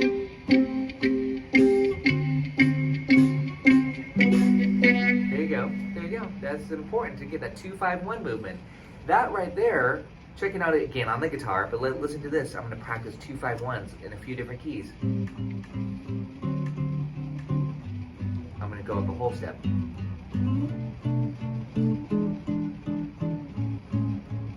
Up a whole step. We can go down a whole step. A lot of songs go down whole steps. It doesn't matter. What you're practicing is 2/5-1. That's a very, very important, common chord movement. And you just want to map it out so your fingers just know what to do. You know what I mean? 2/5-1 everywhere. We can, again, do exercises. I can name songs like Satin Doll, Tune Up, you know, where you have these 2/5-1 chord. But they all start on 2. Well, in this case, yeah, 2/5-1, yeah.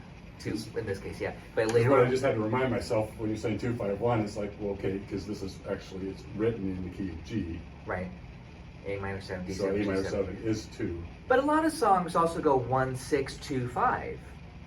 1, 6, 2, 5. In that case, the 2 and the 5 and the 1 are, you know, measures 3 or 4 if you're doing it like that. Like 1, 6, 2, 5, 1. And then I add the 6. That's a lot of standards. 1, 6, 2, 5. But in this case, we're starting on the 2, 5, 1. So essentially what we're talking about is just hitting common chord movements. 2/5-1, and later we'll do, you know, 1, 6, 2, 5. But for odd leaves, we're gonna go to the 4. 2, 5, 1. And then to go to the 4 chord, which is also major 7, the beautiful voice leading it is that the B stays the same, the F sharp goes to E. And you already did all the spelling there, so you can look at it on paper. For C major 7, it's C, E, G, B. The 3rd is E, and the 7th is B. So you have this. So now check it out when we just do the 2-note comping on guitar or violin or keyboard for that matter.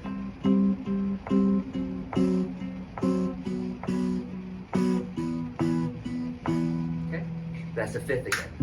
The major 7 will have the 5th. You gonna give that a try? I gotta go back. Let's go back I was to making A a bunch of notes, so I gotta get my brain back. Okay, yeah, let's What- go back to A what minor 7. notes, A, C and G, C, G. and then D7, G major 7, C major 7. The G major 7 is the 1. Yeah, G major 7 is the 1, C major 7 is the 4 chord, but you're gonna go to E and the B note, or B and E. Oh, just drop one finger off. Yes, the F sharp goes to E. That's voice leading there. This is so good for your instrument, Yeah, for guitar, that's for nice. piano. It's all in close. You're discovering the beauty of voice leading. I mean, check it out on guitar again. Yeah, this.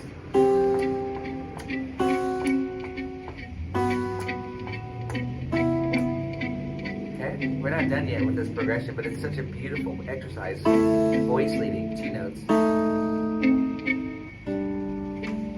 Okay. We'll finish it out. 1, 2, a 1, 2, 3, 4.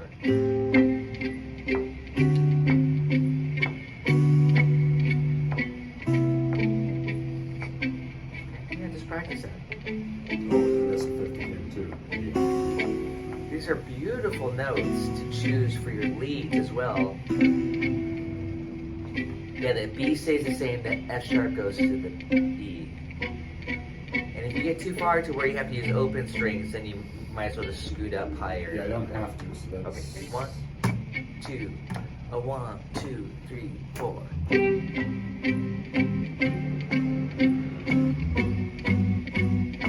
Again.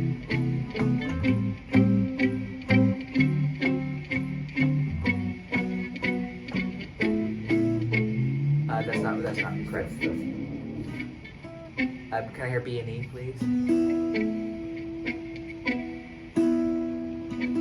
Good. 1, 2, 3, 4.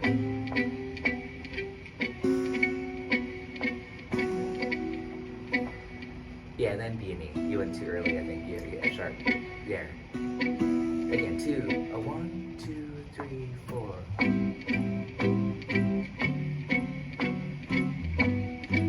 Oh, you're too early on the E. It should be F sharp still. F sharp and then E. 1, 2, 3, 4. No, let's see. B, C, and G. Let's say the notes together, okay? C and G. C and G. C and F sharp. C and F sharp. B and F sharp. B and F sharp. And then B and D. B and D. Good. 1, 2, 3, 4. Oh, slow down with me. 1, 2, ballad, 3, 4.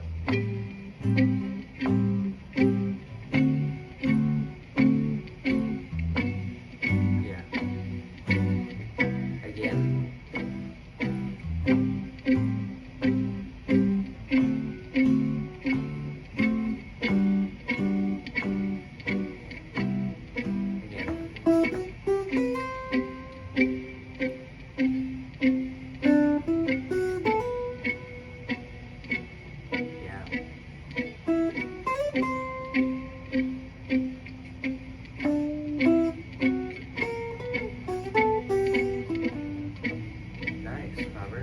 Okay, let's finish it out. Ooh. F sharp half dim is F sharp. You spelled it out already, so it's F sharp A C E. We want the A and we want the E, the third and the seventh. Again, this exercise is guide tones on autumn leaves. So we got A, which is a perfect fit. Good, yeah. This is a good key for this. Yeah. Autumn leaves, yeah, it's a great key. It's got a lot of fifths. Yeah. And then the E goes to what for the B7 chord?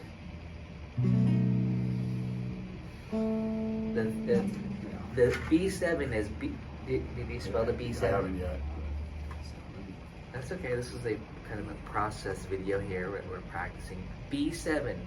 The root is B. The third is what? B, D. D sharp. The third. It's a major triad, not minor. The fifth is what? Perfect fifth. F sharp. F sharp's the perfect fifth. 1, 3, 5.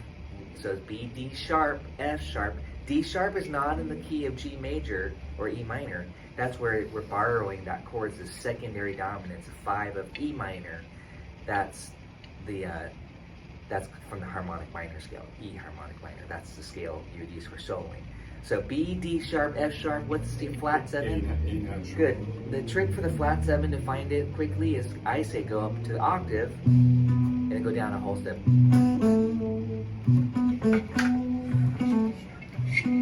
So A natural. B, D sharp, F sharp, A. We want to target the A and the D sharp in this case. Tritone. The dominant chords will have a tritone.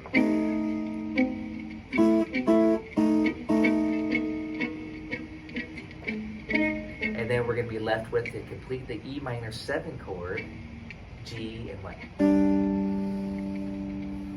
And this is a 2-5-1 in a minor key, so now this is the basic progression for autumn leaves. It's 2-5-1-4 in the major key, meaning A minor, D7, G major, C major.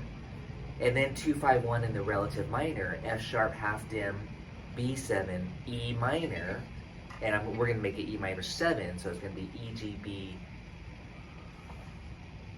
What's the 7th of E? It's the same trick. You go up an octave. Yeah, you go up the octave E, and you go down a whole step to the D. So we want to hit the G and the D, which is just open strings.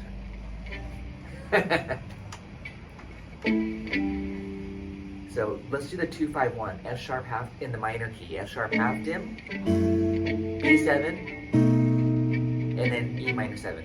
1. Which one are we starting at? We're starting on the second, measure 5, which is F sharp half dim, A and E, right? So when I say F sharp half dim, you're looking at the 3rd and the 7th. Okay. Yeah. And then for the B7, we're going to take that E and go to half step below. This is voice leading, chromatic. Nice. So you got this.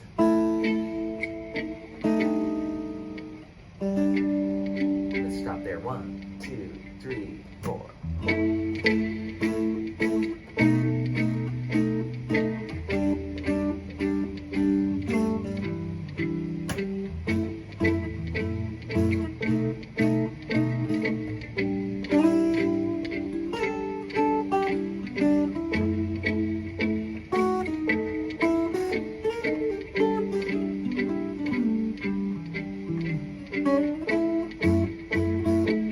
I'm just demonstrating how to apply this for leads.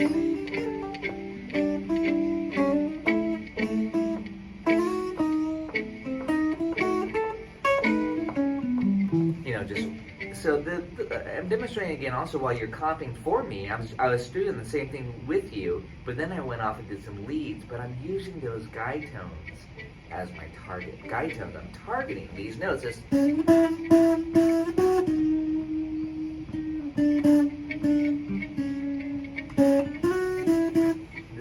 That allows me to play very simple lines without having to arpeggiate and play scales.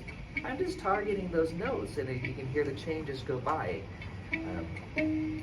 Check out my guide tone studies on audibly. I did a lot of that actually, so it's important stuff. So here's the whole progression. Check it out once.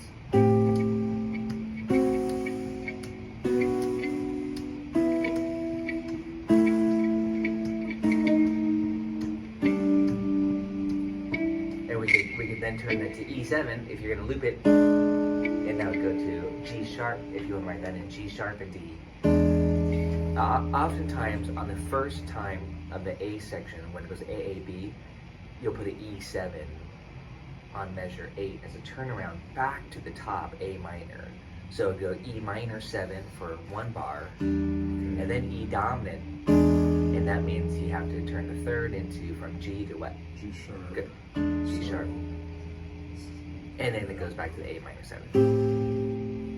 G sharp. On the second ending, you just hang out on the E minor 7 to, I like to go to E minor 6. There's again a lot about voice leading, very specific things here. E minor 7, E minor 6. And then we're off in the B section. But let's not worry about that. Let's just do the A section a few times. Ready? Let's try the whole thing. Tell me when you're ready. 1, 2, 3, 4.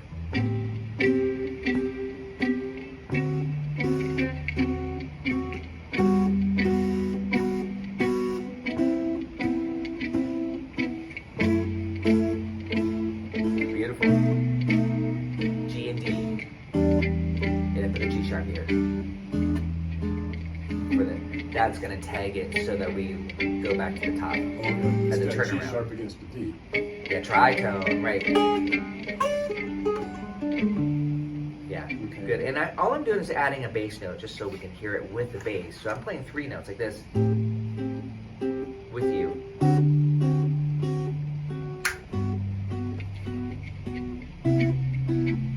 F sharp, B7, E minor 7. I'm having a hard time so far thinking when you say a chord now, I'm not thinking of it with. I'm not thinking of it with the root in it. Usually, I think of it with the root quickly, Right. trying to get ahead of it, Yep. and so now the root is, because we're keying in on the third and seventh. The root is Yep. not something I need to be thinking about. I need to be thinking about the third. Well, that's a good exercise. Again, this the whole point of this is definitely more an advanced approach, because you got to be able Yeah. to spell your chord A, C, E, G. But like you're saying, you're not targeting the root anymore. But it's always good practice to do the arpeggio. Check it out, A, C, E, G. But now I'm only hitting the third and the seventh. I'm not going, but again, that's why I do always say arpeggiate through the changes, like this.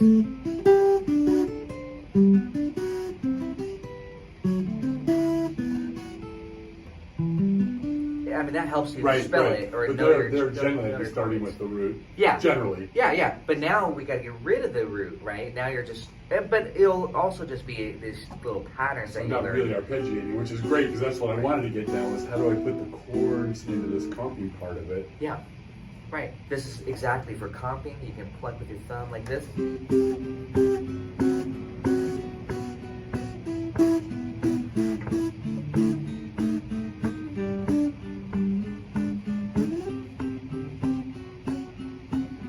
And this will also help you with your leads when you're going.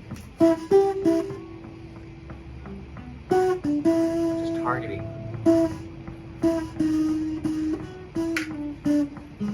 Yeah, that's interesting you say that too, because on the soloing part, I often think of starting on the third. Yeah, thirds and sevenths, So especially on autumn that's- leaves. It's so melodic, yeah. you know. That's But just in general, I got myself, after working with you for a few years, it's Yeah. like, don't start with the obvious, I start with either 2 or sometimes 3, but I'm not thinking of the root, although I see the root chord, Yeah. A, C, E, and I'm Right. thinking, well, where do I want to start? Well, I can start on a B, or I can start on a C, or Yeah. start on an E, or anything else other than the A to make it interesting. right. Well, you know, I mean, I would say that's more advanced when you are not thinking or playing the root. You actually want to know the root though at all times, but we could definitely superimpose other structures too besides A minor. You know, you could think C major, but that's again to me another level Oh, yeah. of and exactly. You see A minor, you play C major. You see D7, you play F sharp half dim or F sharp dim. But I think again for this, for the function of what we're talking about, comping, you should not be doing subs. You should just being functional again, just the roots. So that's why again, if I was just to lay down rhythm, I would just do this. These are 2-note shapes with a bass note, which then becomes a 3-note shape. But check it out, turn up a little bit.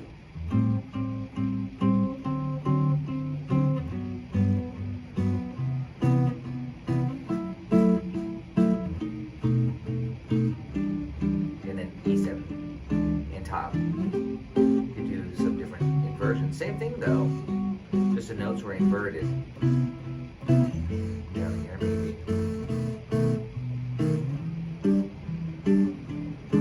These are the leaves, drift by my window. The autumn leaves, red and gold. I'm gonna go up high like you were doing. I see your lips, sunburn kisses, your summer kisses whenever I sunburn hands. I used to. I see why you put the G sharp in there. Yeah, for the turnaround. Yeah. And then back.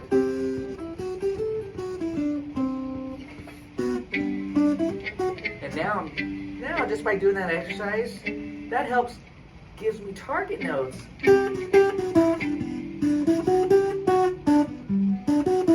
And it allows my solo to be kind of lyrical, because I'm hopefully lyrical, because I'm targeting those notes without just writing arpeggios.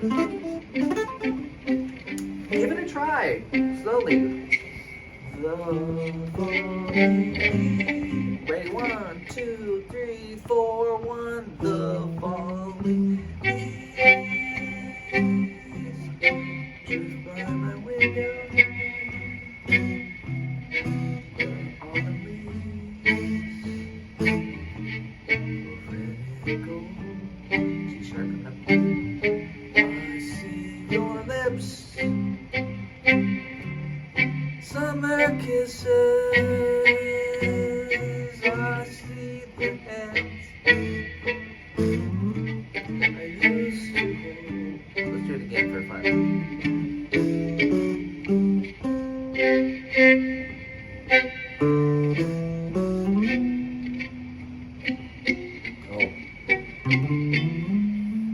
So yeah, are you trying out arco versus plucking? Yeah. You know, it's a different for sound. right now, it's Yeah. it doesn't sound good coming through the kind of harsh. Okay, yeah, then just do the. Yeah, I think it sounds nice and intimate.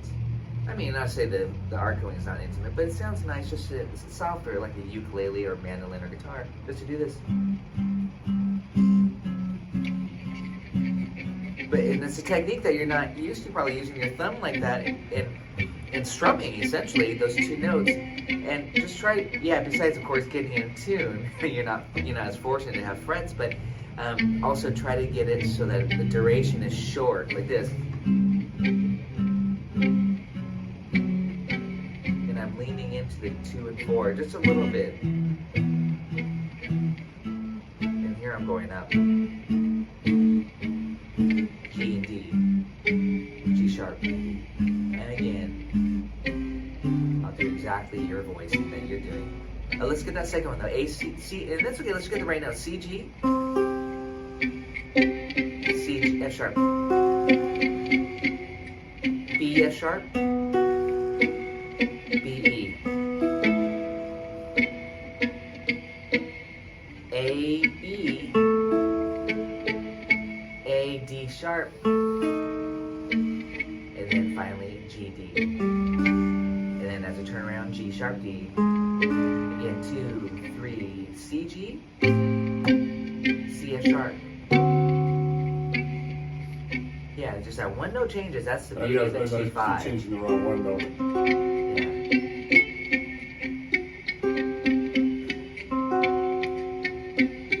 And then for the, yeah, exactly, yeah.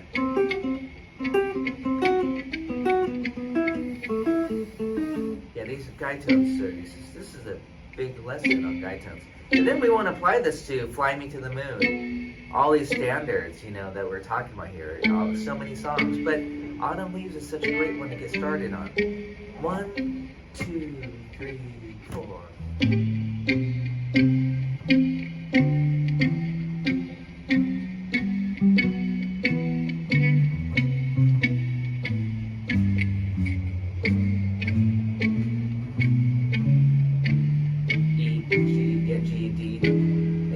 D. Here we go again. C, G. I'll yell it out. C, F sharp. B, and F sharp. B and E. Good, you got it. You got it. A and E. Oh, that was A and D sharp there. That's a 2-5-1 in a minor key. So you have A, E, A, D sharp, and then E, G, and D. Oh, I skipped the E. Yeah, that's a 2-5-1. That's what I really want you to get that. 2-5-1.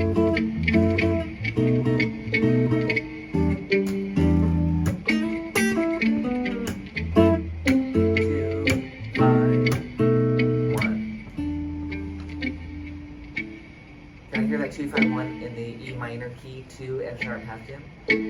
Yeah. Again, 1, 2. Just jam on that. A 1, 2, 3, 4.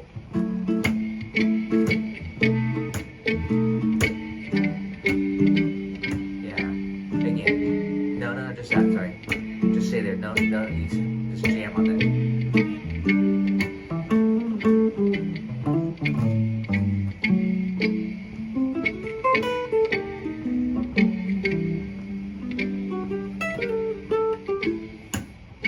You're gonna add the Charleston rhythm.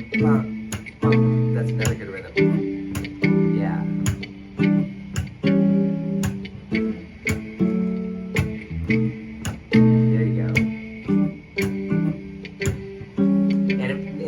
Because I told you not to play the E7 because that would pull us to the A minor, but I'm just looping this. Instead of E7, I'm just going E minor 7 to E minor 6. That's what I was saying. That's what you'd want to do in Autumn Leaves on the second ending. So what's the 6th degree? D goes to what? The 6th degree is always how far above the 5th? 6. Oh, about the 5th. Half step. Whole step. Whole step. I know you like that sad 6, the flat 6. We want the major 6 out. So it's a C sharp. So we want to go G, D, G, C sharp. And I know at this point you're probably saying, a lot of people are saying, but C sharp's not in the key of G. That's true, it's not. This is a very specific flavor, E minor 6, that we want. We're kind of just, it's modal almost. Yeah, we're switching. So let me hear G, D, G, C sharp. I know the fingering might get funky. If that's, I know that's a bother to have to switch fingering. C sharp against the what? G. Yeah, that's a tritone, right? That's E minor 6. Don't worry about it. That's optional. That's something good practice, though. That is something very good practice. Because also you can just put the C sharp without a second note to it too. Sure. Just to make it kind of just a leading Voice note. leading, exactly. So check it out. I'll just do exactly some of this. Right here. 2, 3, 4.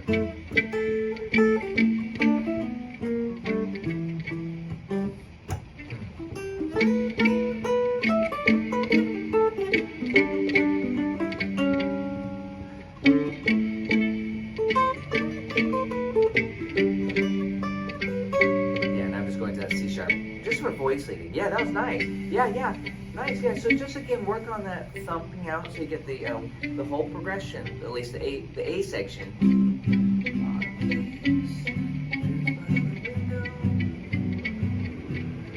F sharp, have to. B7. I'm yelling out the chord, and then E7. But here you go, top. Oh, you're one, two, hit me. 1, 2, 3, 4.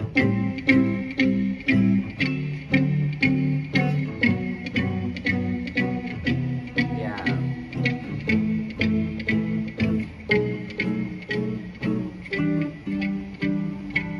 And again.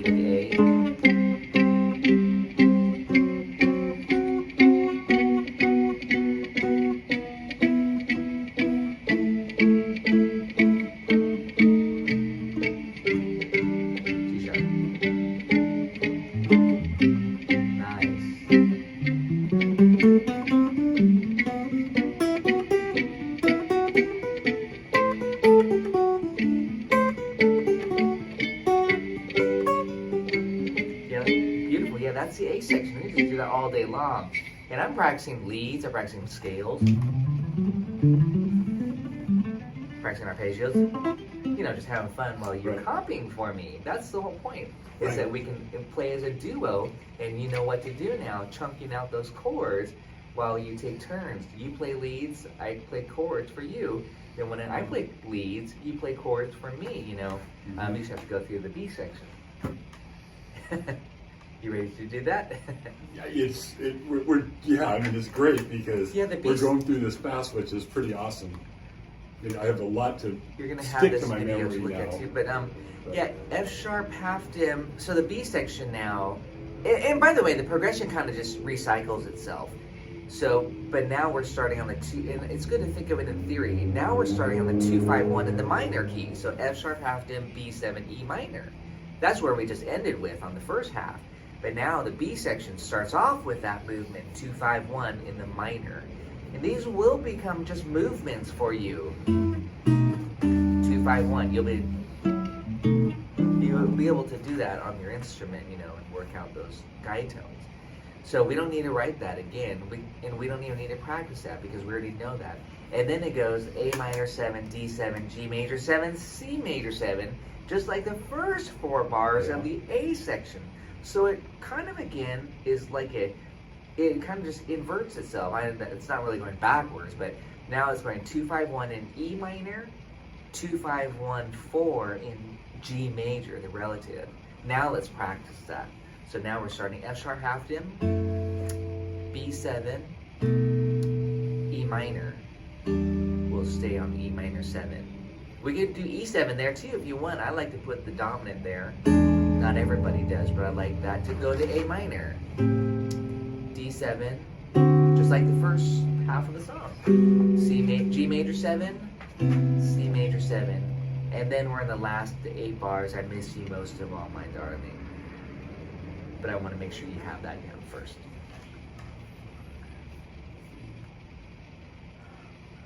I'm gonna write it back out. Okay, please do so. I'm just gonna let it roll. This is truly a process video. I can see your brain thinking and light bulbs are going up, so it's good. C natural. I almost threw myself off with the flat 5 again on that. C natural. E. So that's why it's an A and an E.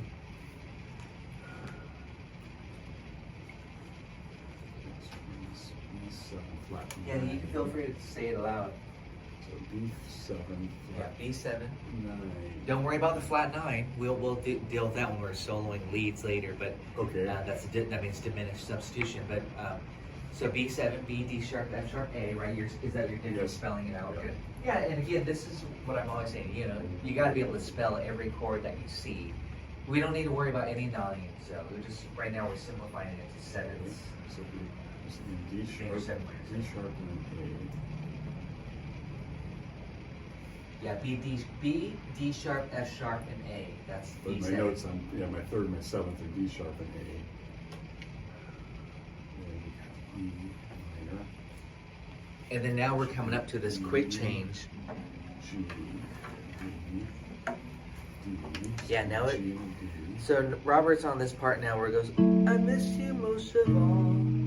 B7, my darling, when autumn leaves start to fall.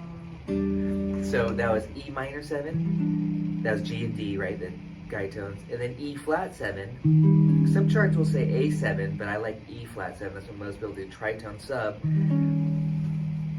And if you did write out the spell, if you did spell E flat 7 versus A7, they're still going to share the same tritone, so it doesn't matter. That's the beauty of tritone substitution. So the E minor 7 is G and D. Right? The E flat 7 is G and D flat. Oh, okay, that's right in my hand too. So. Exactly. And So- or it could be A7, which is G and C sharp, which is the same thing. That's why it does not matter whether the chart says A7 or E flat 7. Common practice is tritone sub, meaning chromatic this.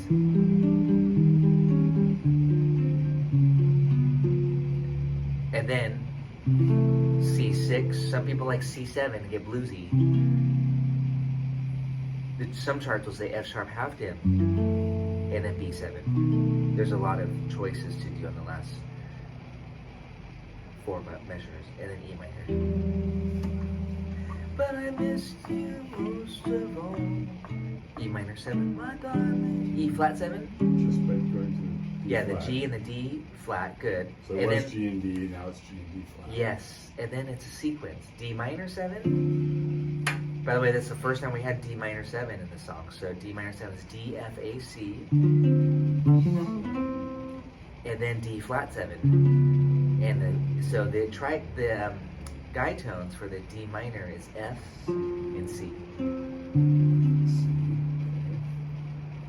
Then you got a G7. in the It says second. G7, but we're going to tritone sub it with Oh, D flat 7. 7. Okay, yeah. Again, So we're doing the there's, same thing there, we just yeah, did on the bar the beauty about before. tritone sub though, if you were to spell it out, G7 and D flat 7, they still share the same 3rd and 7th, the guide tone, so it doesn't matter. That's the beauty of tritone sub. So it's F and B. So for D minor 7, it's F and C, but for the G7 or D flat 7, whatever you want to name that, it's F and B. C, see it. I see it. Good. And then the next chord, what are you going to choose? I'll make sure I'm on the same page as you. F sharp half dim or C major 7? I've already written in C major 7. Let's do C major 7. So that's going to be C, G, B, and the third and seventh is E and the B. To the B7, to the E minor 7, and that's it.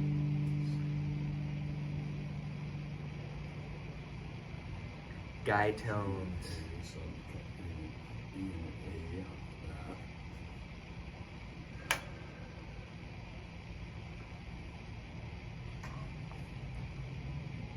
So where am I?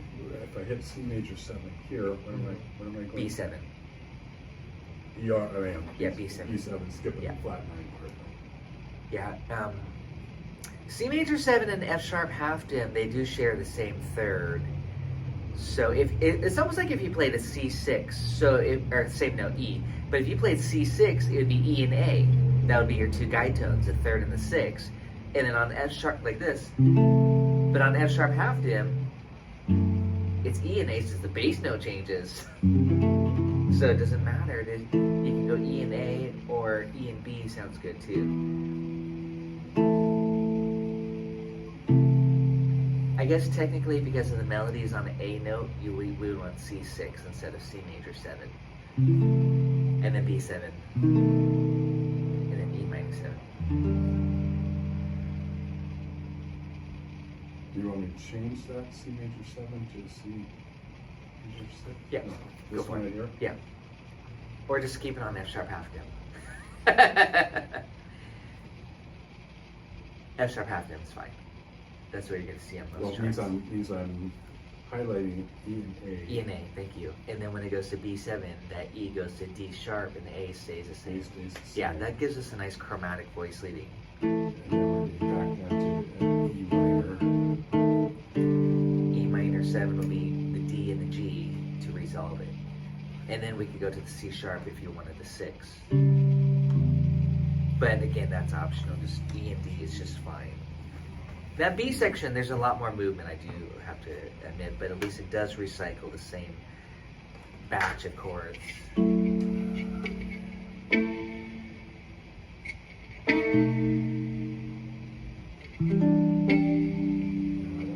You got it. And then G sharp. And then A minor 7. Okay, because I didn't have a D. I don't have a D flat or C sharp there. So Are you at the B section? yeah, and I was looking at that, how it would change. Oh, you're halfway doing the through that chromatic. bar. Oh, yeah, you're doing this now. Yeah. Because those two bars have an Yeah, extra that's where you chord have in to, it. yeah, you have to move up.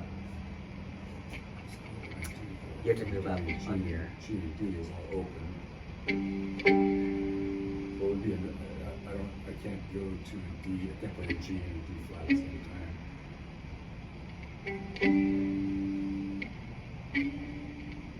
Right, you're gonna have to figure that out. And I would move it up and go instead of the open G, C sharp and G. You're gonna invert it. Oh. Yeah, I could invert any of Yeah, these. so stay on the same two strings, but just invert it. It's still a tritone.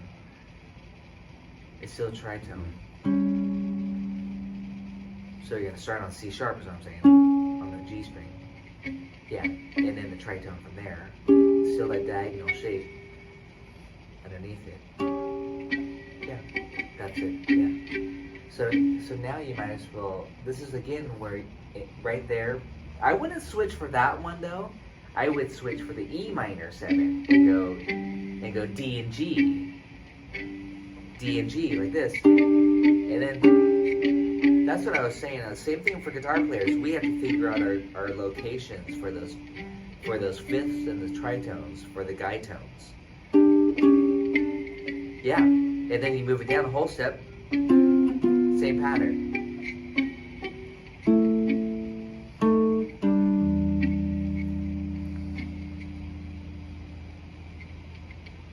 Can I hear you go D and G in that order? Not G and D, but D and G.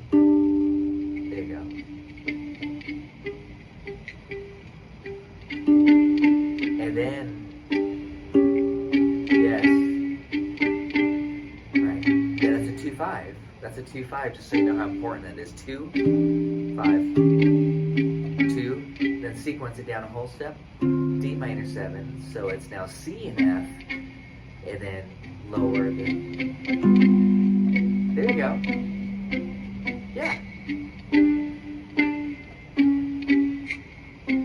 Beautiful. Yeah, just do that for a second. That was nice. It's a 2-5-2-5 sequence. 1, 2, 3, 2 beats each.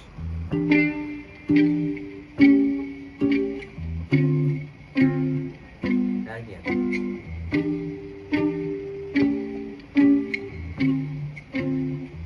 Again.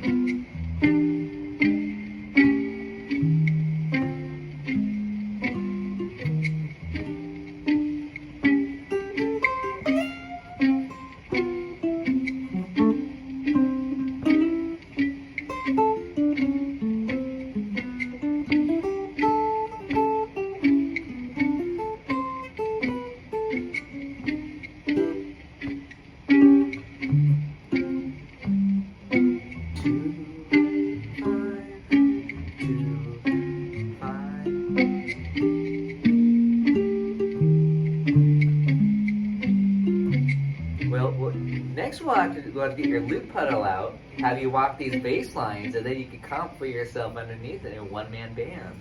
Like this. And then loop that, and you go. Loop that, and then you get to this. You're soloing. Well, you're basically you'd be hearing this then.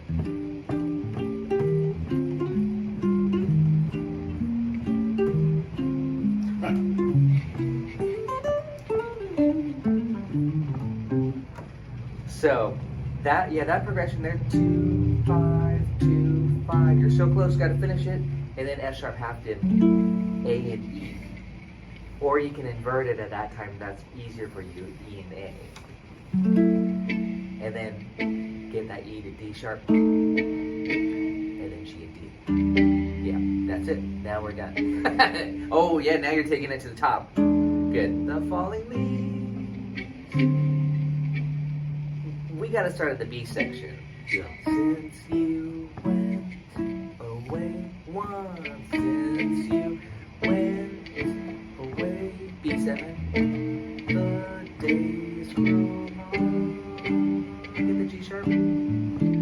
But soon I'll A minor 7, C, G, D7. Yeah, it's following the second part of the road. It's not the. It doesn't say E7 there. Yeah, like I said, the E7 is optional. I prefer it because it pulls you to the A minor, that G sharp. But you can just stay on E minor if you want. E minor can just be 2 bars instead of E7. Let's try that again. 1. You gotta keep going no matter what. 3, 4. Since you went away, the days grow long. But soon I'll hear good old winter song. But I miss you most of all. This is where we transition up higher. My darling. Yeah. When start to fall, and from the top.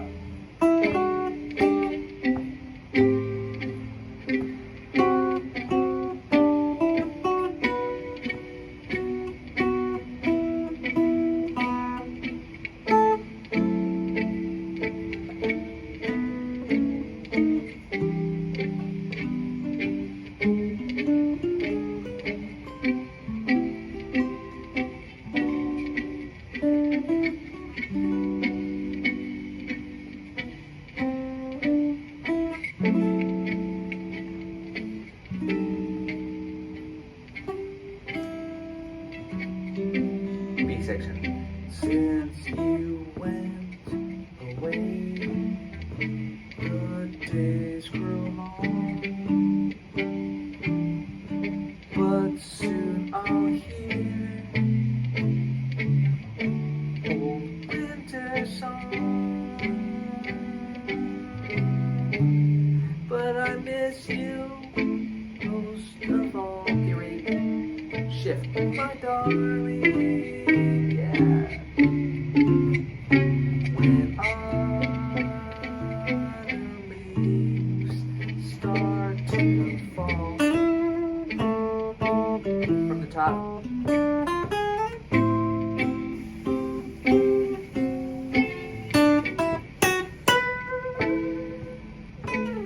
C major 7. F sharp half, then hit B7. G sharp.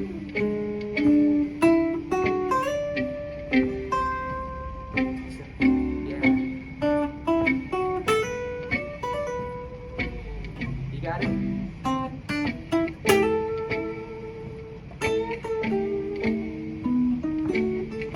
To the B section, you're doing great. Since you went away, the days grow long, but soon I'll hear old winter song. But I miss you most of all. Ready, shift, my darling. When autumn leaves start to fall, you got it. From the top.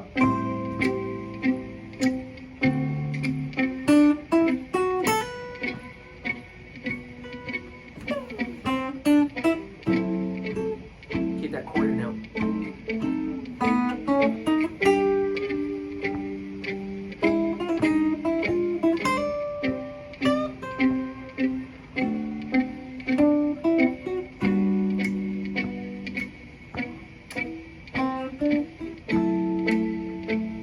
If you'll get these patterns memorized,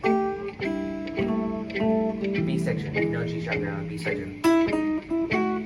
Since you went away, don't speed up too much, days grow long. G sharp there, but soon I'll hear old winter song. But I miss you most of all. Get ready to shift, my darling. Nice. When autumn leaves start to fall.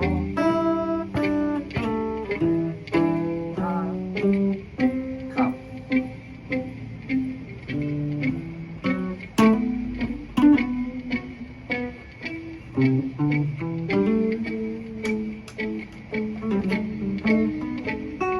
Yeah, G sharp here.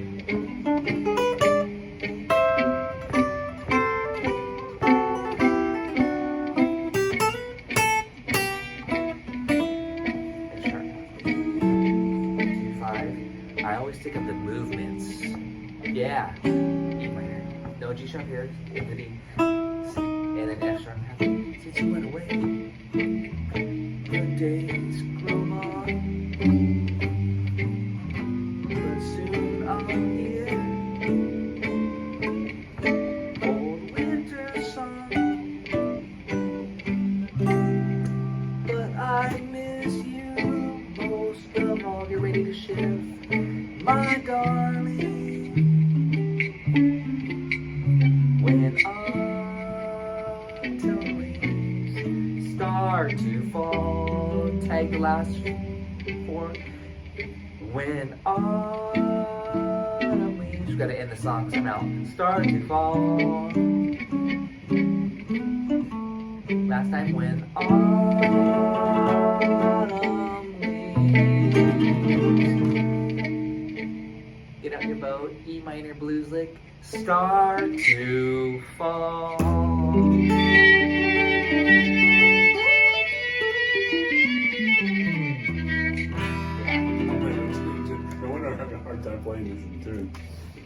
was nice. My D strings. Yeah, I mean, see, we really went through the song many Wow, that was times. a lot, though. I mean, You that were was focused. amazing. You were really focused. I could tell you were in the zone. That's why I didn't want to distract you too much, but just, you know. I mean, I'm not playing in tune, but I'm That's okay. trying to, yeah. So watch me do it one more time, just to recap. Check that. I mean, it's these patterns. That's what you're going to discover, is just patterns.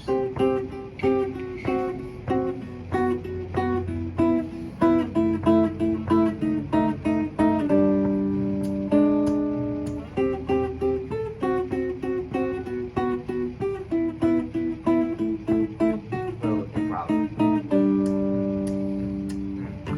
And then that's what I want to hear from you. Just miss you most of all. Right here. Exactly. You knew exactly. And then window, autumn leaves, red and gold. G sharp. See your lips. Summer kisses, sunburned hands. Used to hold B section, no G sharp there since you went away. These are just guide tones.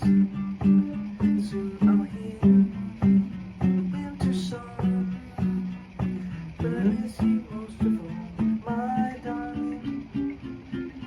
Autumn leaves start to fall. Autumn leaves start to fall, blues lakes. When autumn leaves start to fall. Oh, that's a nice chord. That was the E minor 11 with a 9. It's kind of an So the open 11 chord. is what made that so colorful. Yeah, the 11 is not. The 9's in there is really pretty. Yeah, exactly. So, it's like, you know, it's nice to, of course, choose your ending chords. You know, like you said, you just want to. I like something that's colorful. What do you think? Oh, that was awesome, man. That was awesome. Does that blow your this mind? This one I should do. I better really. That was nice. 5. That was a flat 6, 5, 1.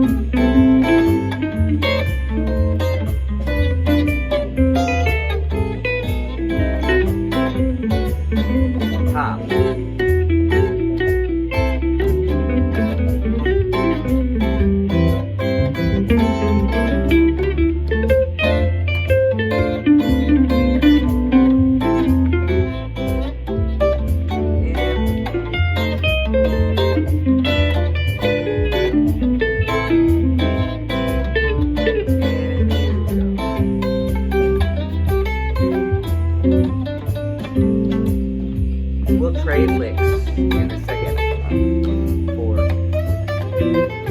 Yeah.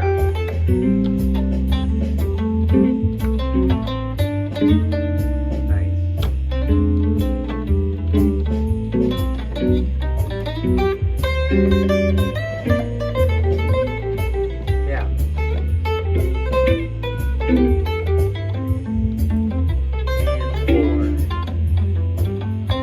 And back to one.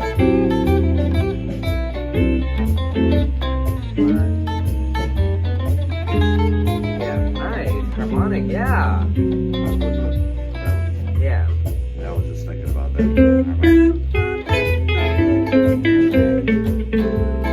I'll do a lot of melodic minor.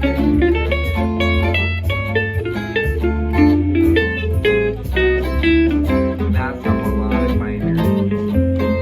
Harmonic.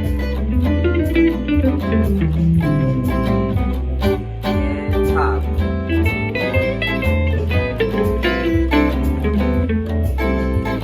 Here's just where I say a little bit relaxed, but listen to that backbeat one. I want you to do a comping thing with me. I want you to just to only do this rhythm. This is a grand green thing. Just to do the Charleston rhythm like this. Here's the 5, like this. And this. This. Just the Charleston. That's what grand green would do behind the soloist. It's so minimalistic. And then, right here. That's D minor 7, D minor 9. These are the guide tones. And then F7. For chord soloing, you can make it busy, but if you're comping behind somebody, don't be so busy. Oh. Keep it simple. Focus on the groove.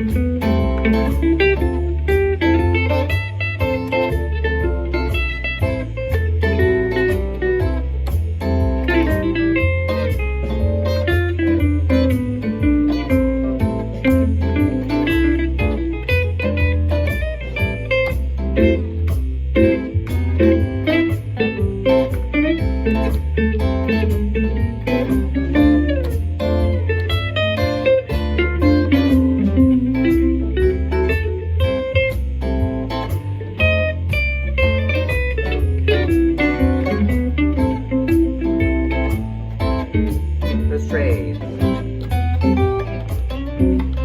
We'll trade every 4 bars. This way you have to know where you're at. And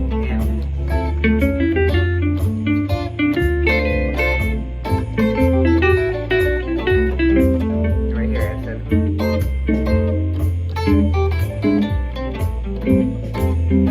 And then I'll take the top. 4 bars. All 4 bars.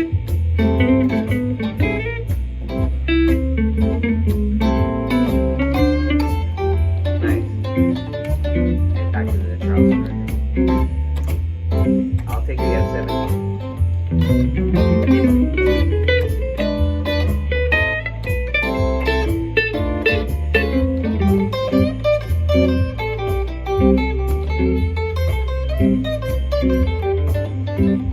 Yeah.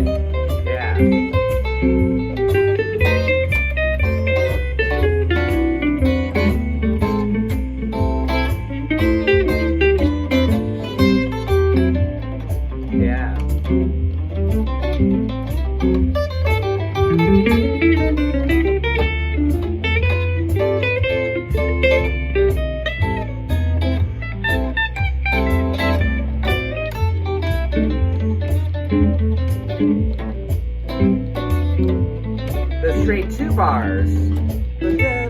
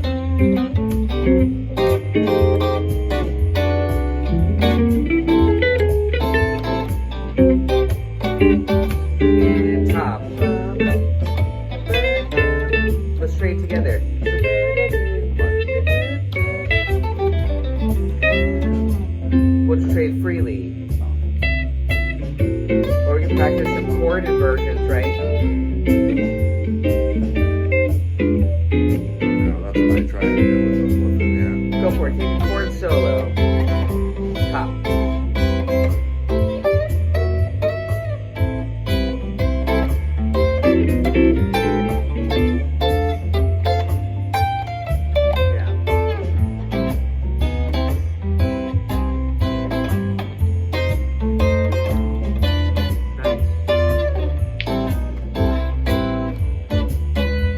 See, that's what I'm trying to work on, that stuff, because I never really. That's great. You're really keeping form beautifully. D minor. You might say it to yourself if you need to.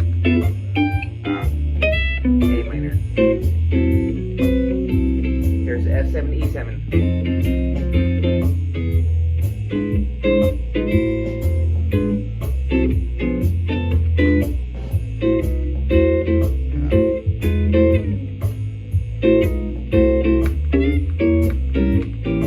D minor. A minor. Leave some space. Yeah, I know. E7. Oh, they always do that in flat 6. So I just kind of play that. And then I'm going to use that magic shape. Top.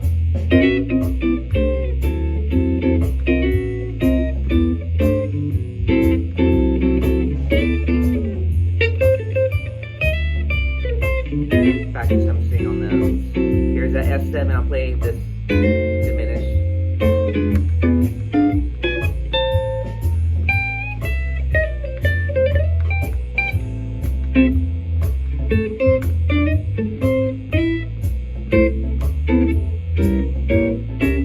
And that's the diminished that leads us to the D minor, back to the A minor 6. Leads a lot in minor 6. F7. E7.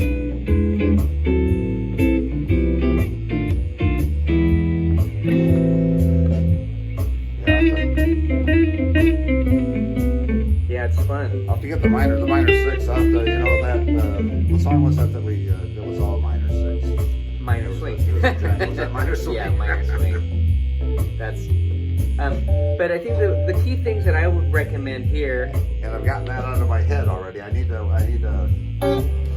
Yeah, I think this is, now I want to do it without the backing track. I want to see exactly what we just did there without the backing track. Just you and me. 1, 2, 3, top. What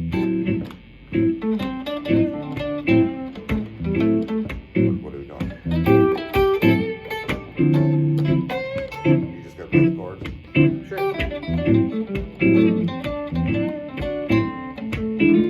You got to keep track of where you're at all times, unless you're just going to resort to the blues licks.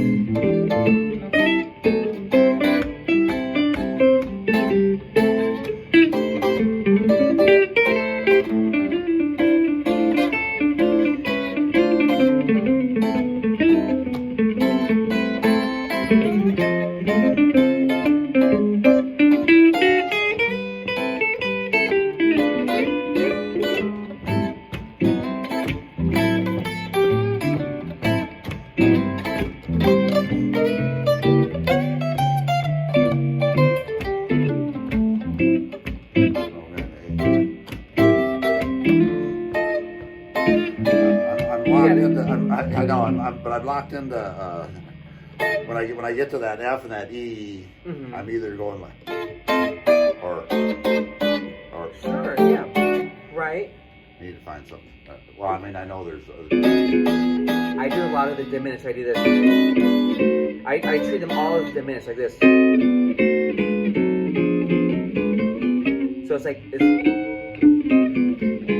do all diminished there. You don't have to do the shapes. You can just do the the diminished sub and then go up half sub. So it's like the blues, like this.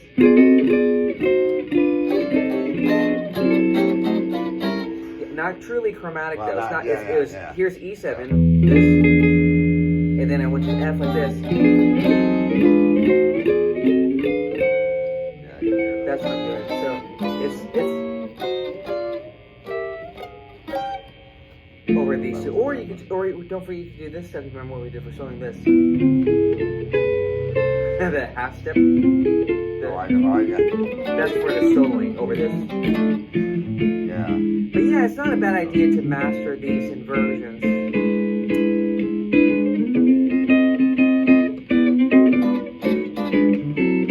Yeah, I with the diminished chord, but I know that the seventh, you can turn the seventh into a diminished and then run it up. Right. I mean, that's the easy trick. Is just to follow. You could do the F7. Yeah. We talked about this. I remember when we did this. We did this before. I said, do this, and this, and then do this. But you can kind of combine it too into one longer lick if you want to. Repeat. This is a flat six. Yeah, of course, it's nice to follow it if you want to. So ready together. And next one.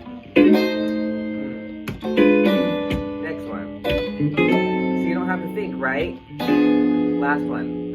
Yeah, that was dark. Off the root. And then, but here, now I'm going to play the chords. One, when you do the diminished sub. 1, 2, ready, go. F7, E7. F7, E7, yeah. One more. This one's gonna be dark. No. Oh, wait, was it? Yeah. I mean, that's yeah. Flat 9, thank you. And then E7, and then A minor 6. Yeah, it's a good exercise. 1, 2, 3, 4.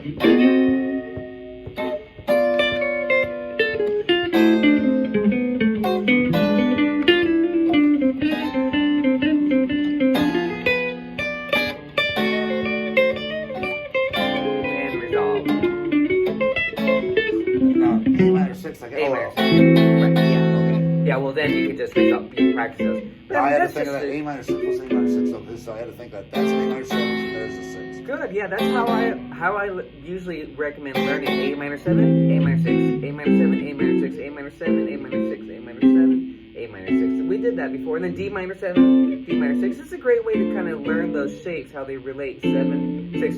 Even though when I'm doing chord soloing, I often favor the 6. I like that a little bit more than that, But do both if you want to. No, I have to think more about the 6. In fact, I remember saying that when we were doing the 6th time. Yeah. I guess it would have been minor swing or whatever. Probably, I said, I'm kind of a 6th fan now instead of a 7th fan. Right? I mean, that's what I'm saying. But that sort of faded down. I forgot about that already. Yeah, we can apply that back to minor swing. It's great stuff to think about. And this is A minor 6 is equal to what minor 7 flat 5? Okay, wait, don't tell me. I'm not So, gonna tell you. no, what'd you say? A minor 6? A minor 6 equals what? You can play it though. You'll see it right there. Yeah, it's F sharp minor 7. Exactly. So when we have those 2 5s, like in Autumn Leaves or any of those, minor key songs, you have this. You do this. You already know your inversion for the. You just sing A minor 6, Yeah. and then you diminish it for the 5. You don't have to think about it. Even though it's B7. And then you resolve it to E minor. I mean E minor in this case. Then you do E minor 7. E minor 6. And that's a 2-5-1. That's the soloing idea for chord soloing is you go 2, 5, 1. 2, 5. Oh yeah, we did that one time. Yeah, well, we did on Autumn Leaves. Those were the whole Autumn Leaves chord studies, the inversions. Okay, wait. Okay, what did you just do? So I did F sharp minor 7 flat 5, which is also A minor 6. Not that one. No, that's the match. There you go. Half diminish, and then diminish it off the top note A. Wait.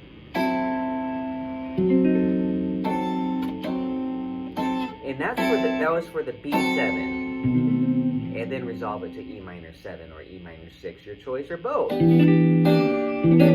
I'll say there's an E minor 7. Yeah.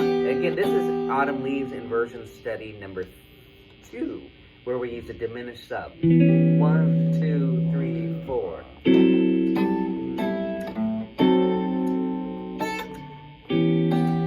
I went to the minor 6 as well. 2, ready, again.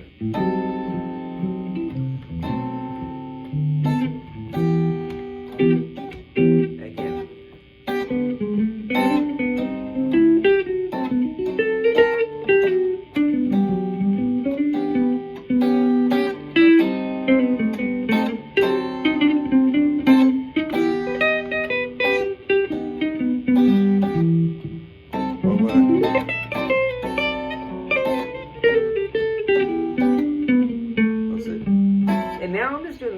doing the same.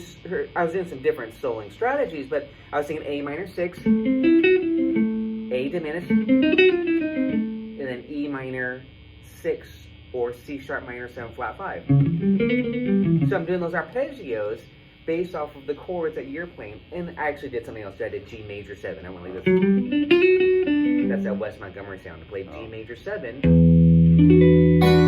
against E, and you get E minor 9. This is all the G major 7. It's really sweet sound. So again, now we're talking about 2-5-1 soloing using arpeggios and chords.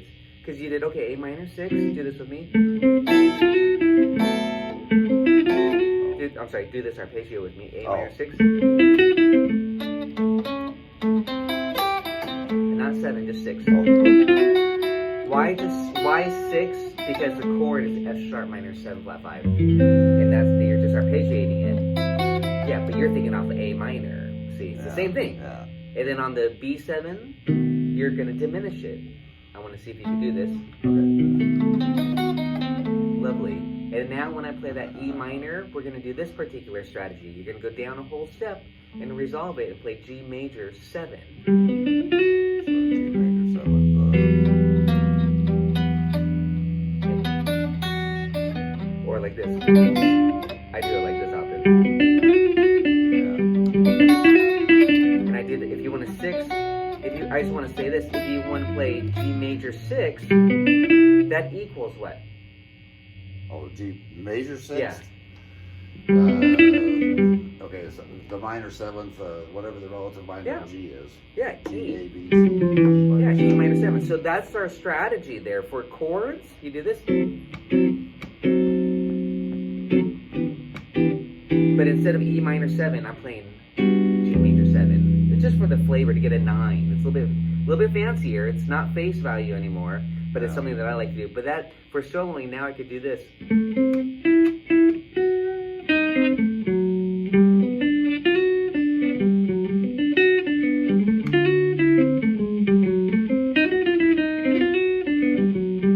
So I'm going F sharp, A minor 6, A minor 6, and then A A dim. diminished, and then G. G major Major 7, 7, but I know major it's 7. against the E minor chord. But now what chords are these? So that's against. Yeah, this is against F. Now I want you to be a chord player. F sharp half dim, B7 flat 9, not natural 9, flat 9, to get a darker flavor. Flat 9. Or you can just play B7. Yeah, either really be careful with that 9, get the right 9, because we're doing the diminished sub, or don't play the 9 at all. So are we applying this is this just a general thing now, or are we applying Yeah, it now to something? this is 2-5-1 in a minor So key. 2-5, So it's like, here it is. 2-5-1 in Yeah, a I'll show minor you. key. I'm going to play it up here because it's kind of low down here. I'll do it like this.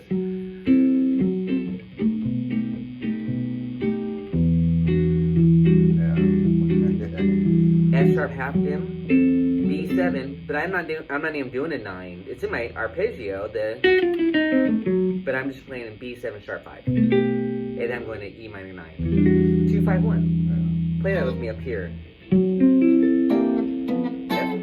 Yeah, say it. F sharp minor 7 flat 5. F sharp minor 7 flat 5. B7.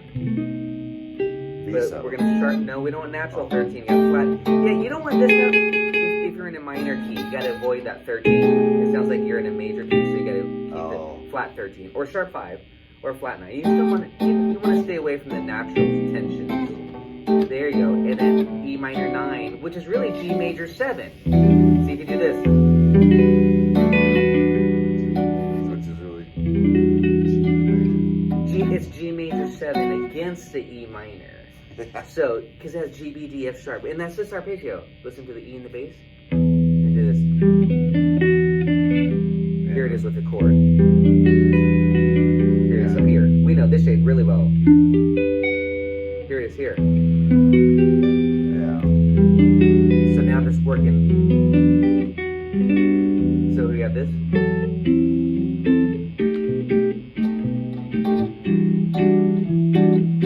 Again.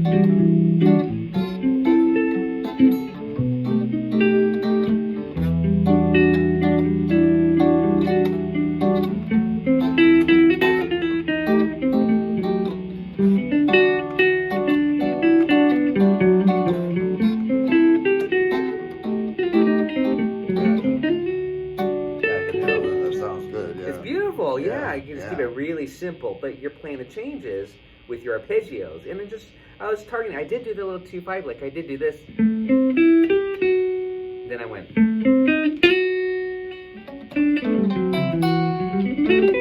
One, two, three, four, minor 6. Diminished. G major. So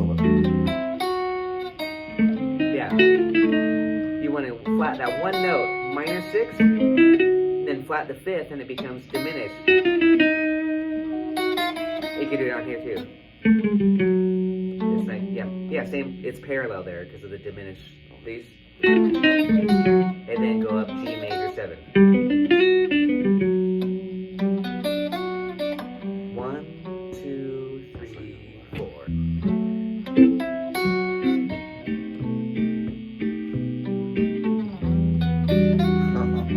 You got it. Yeah, it takes time to get used to it.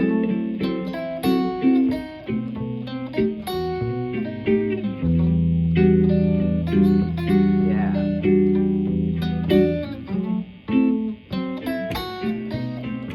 Nice.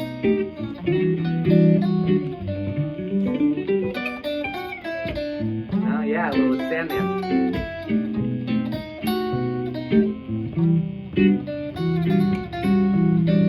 Nice, dude. Yeah, got some stuff good.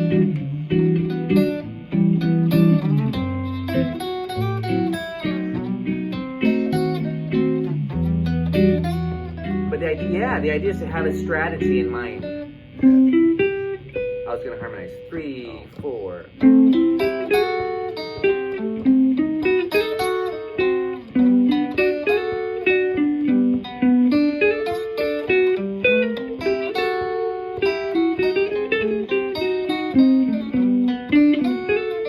I'll copy you exactly too. Ready, go. copy of that.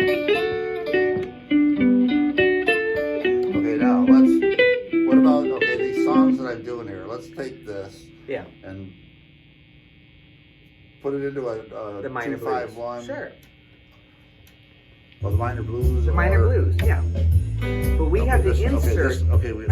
We've got to insert the 2 because they're doing the flat 6/5, but we'll do 2/5 and then 1. And here comes the top. Here's the top, A minor 6. Let me just play for a second without so the demonstration. All right. D minor 6.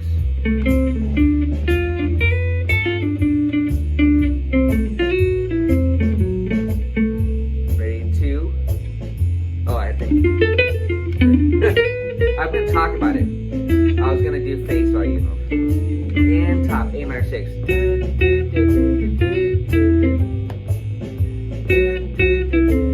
D minor 6. Back to A minor 6.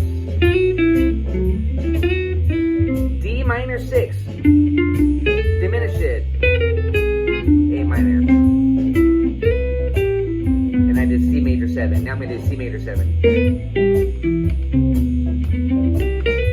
I'm subbing out. For the D minor, I'm gonna do what? Let's talk shop. A minor, I'm playing C major to get that west vibe. This. A minor But for playing D- C major. Yeah, up on the 3rd. So So D- D minor, what are you gonna play? F. F major 7. Yeah.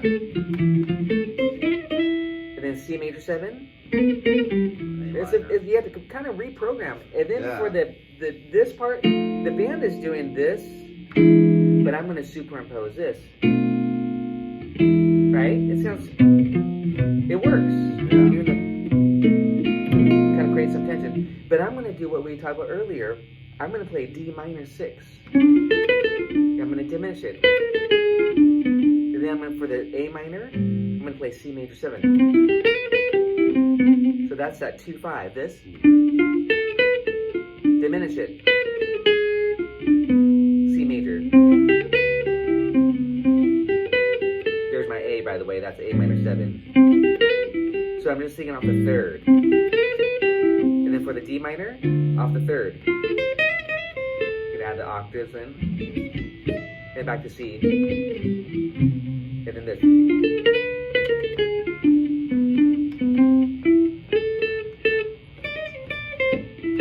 So when you're playing along, so do you hear? So instead of like you start hearing, are you hearing playing the C major instead of the A minor when you're playing? I have to you make start that thinking decision. about that, Yeah, or- I have to make this decision. Do I want this 9 color, or do I want this color, the 6? You know what I mean? So it sounds good either way. That's what I'm saying, is you have to Yeah. kind of play the chords first. 9. See, that's the A, C major 7. And then here comes that 2-5. Diminish. Ready, C major 7. C major 7. F major 7 for the D minor. A minor 7, or C major 7 for that. And here comes this 2-5. And single notes. C major 7.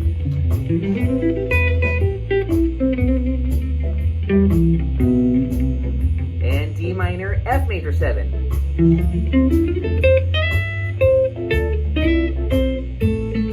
I want to hear the 6 here. And then this. Diminish. 6. I'm going to really ride that 6.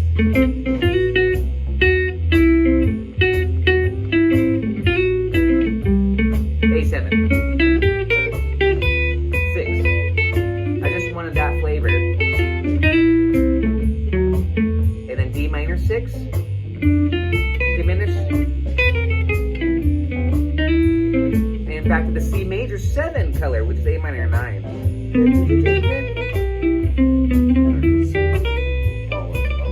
And then F major 7 for the D minor. 6. You're back in C now. And then, yeah. Then it's.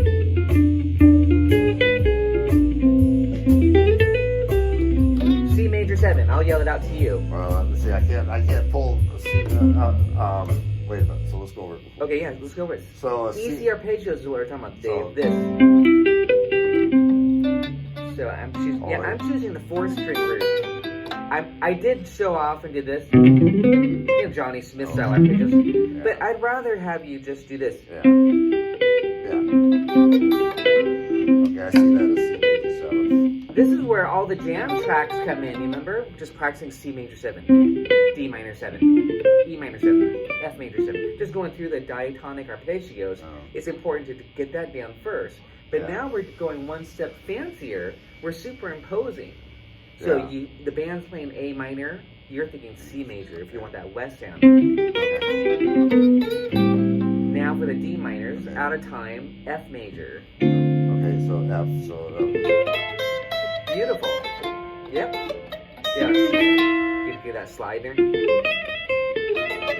And then back to C major. And then now for the, let's fancy up the 2-5, we're gonna do D minor 6, diminish it, and back to C major 7. And that's your A minor blues. That's the A minor blues, jazz blues, fancied up 1, 2, C major 7.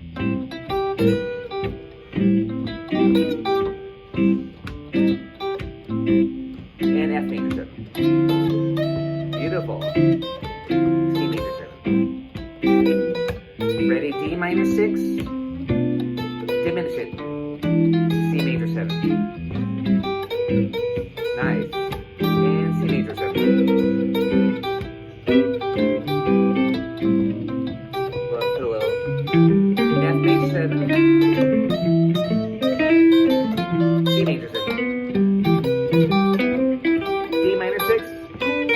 Diminish. C major 7. Yeah, and top. C major 7. You really just gotta stick with one idea.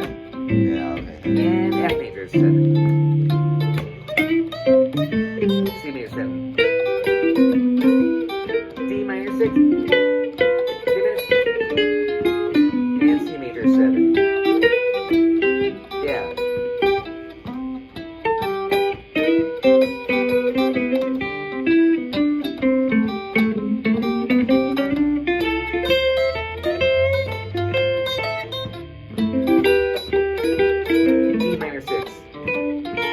Diminish it. C major.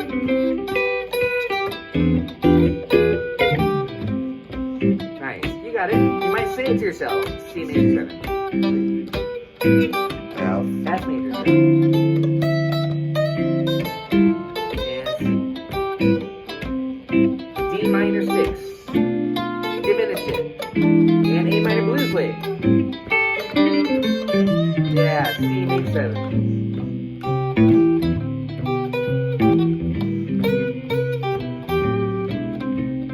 D, F major 7. C major 7. D minor 6. Diminish it. Blues way. Okay, well, that's good. I see that. That'll be a That was a nice. fun substitution for. Oh yeah, I mean those are the two different routes. You can do face value, A minor 7, A minor 6, but the C major 7 if you want that west sound, because it extends it to the 9th. But look at this, C major 7, C major 6. You don't have to do this rhythm triplet. It's just an exercise in the back for the. That's for the that's thinking often relatives. You see A minor, you think C major. You see D minor, you think F major. Just always have that relative major and relative minor for this. Yeah. But the 2-5 was tricky because you could do B minor 7 flat 5 or D minor 6. They're the same. That's in harmonic, right? And or if the band is even doing that, you can still do B minor 7 flat 5 and then diminish it.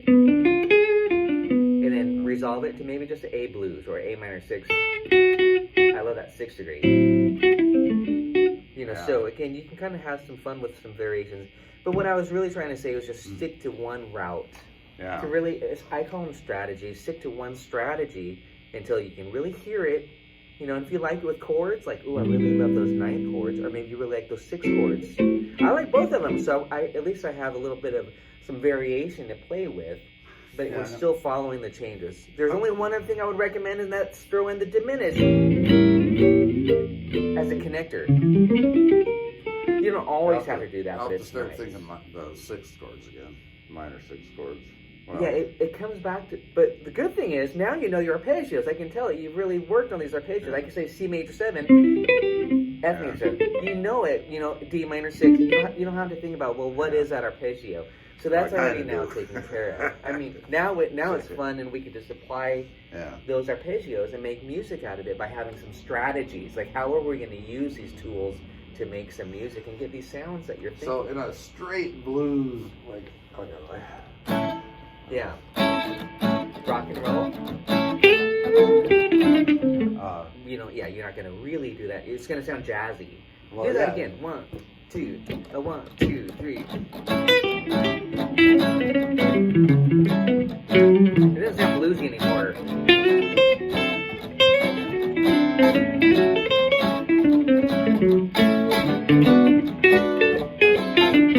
See what I mean?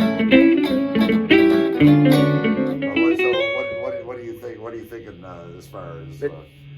What was I doing there? Were you just playing that in A minor? You were just thinking A minor? No, I was playing. I was applying what we had talked about. A7. I played C sharp minor 7 flat 5, or A7, and then on the D, I played A minor 6. I mean, again, I was playing jazzy stuff. Yeah. But if you really just want to play rock and roll, you're not going to do that. You know, you're not going to. Well, no, you're just well, going to. well, no, yeah, but no. I was thinking playing those bluesy stuff in a jazzy style, like like the D9. A minor 6. But I would rather hear it, personally, I'd rather hear it probably with this feel, you know, kind of a swing feel. But so, a lot of outlining. But then this, so that's A7 to A minor.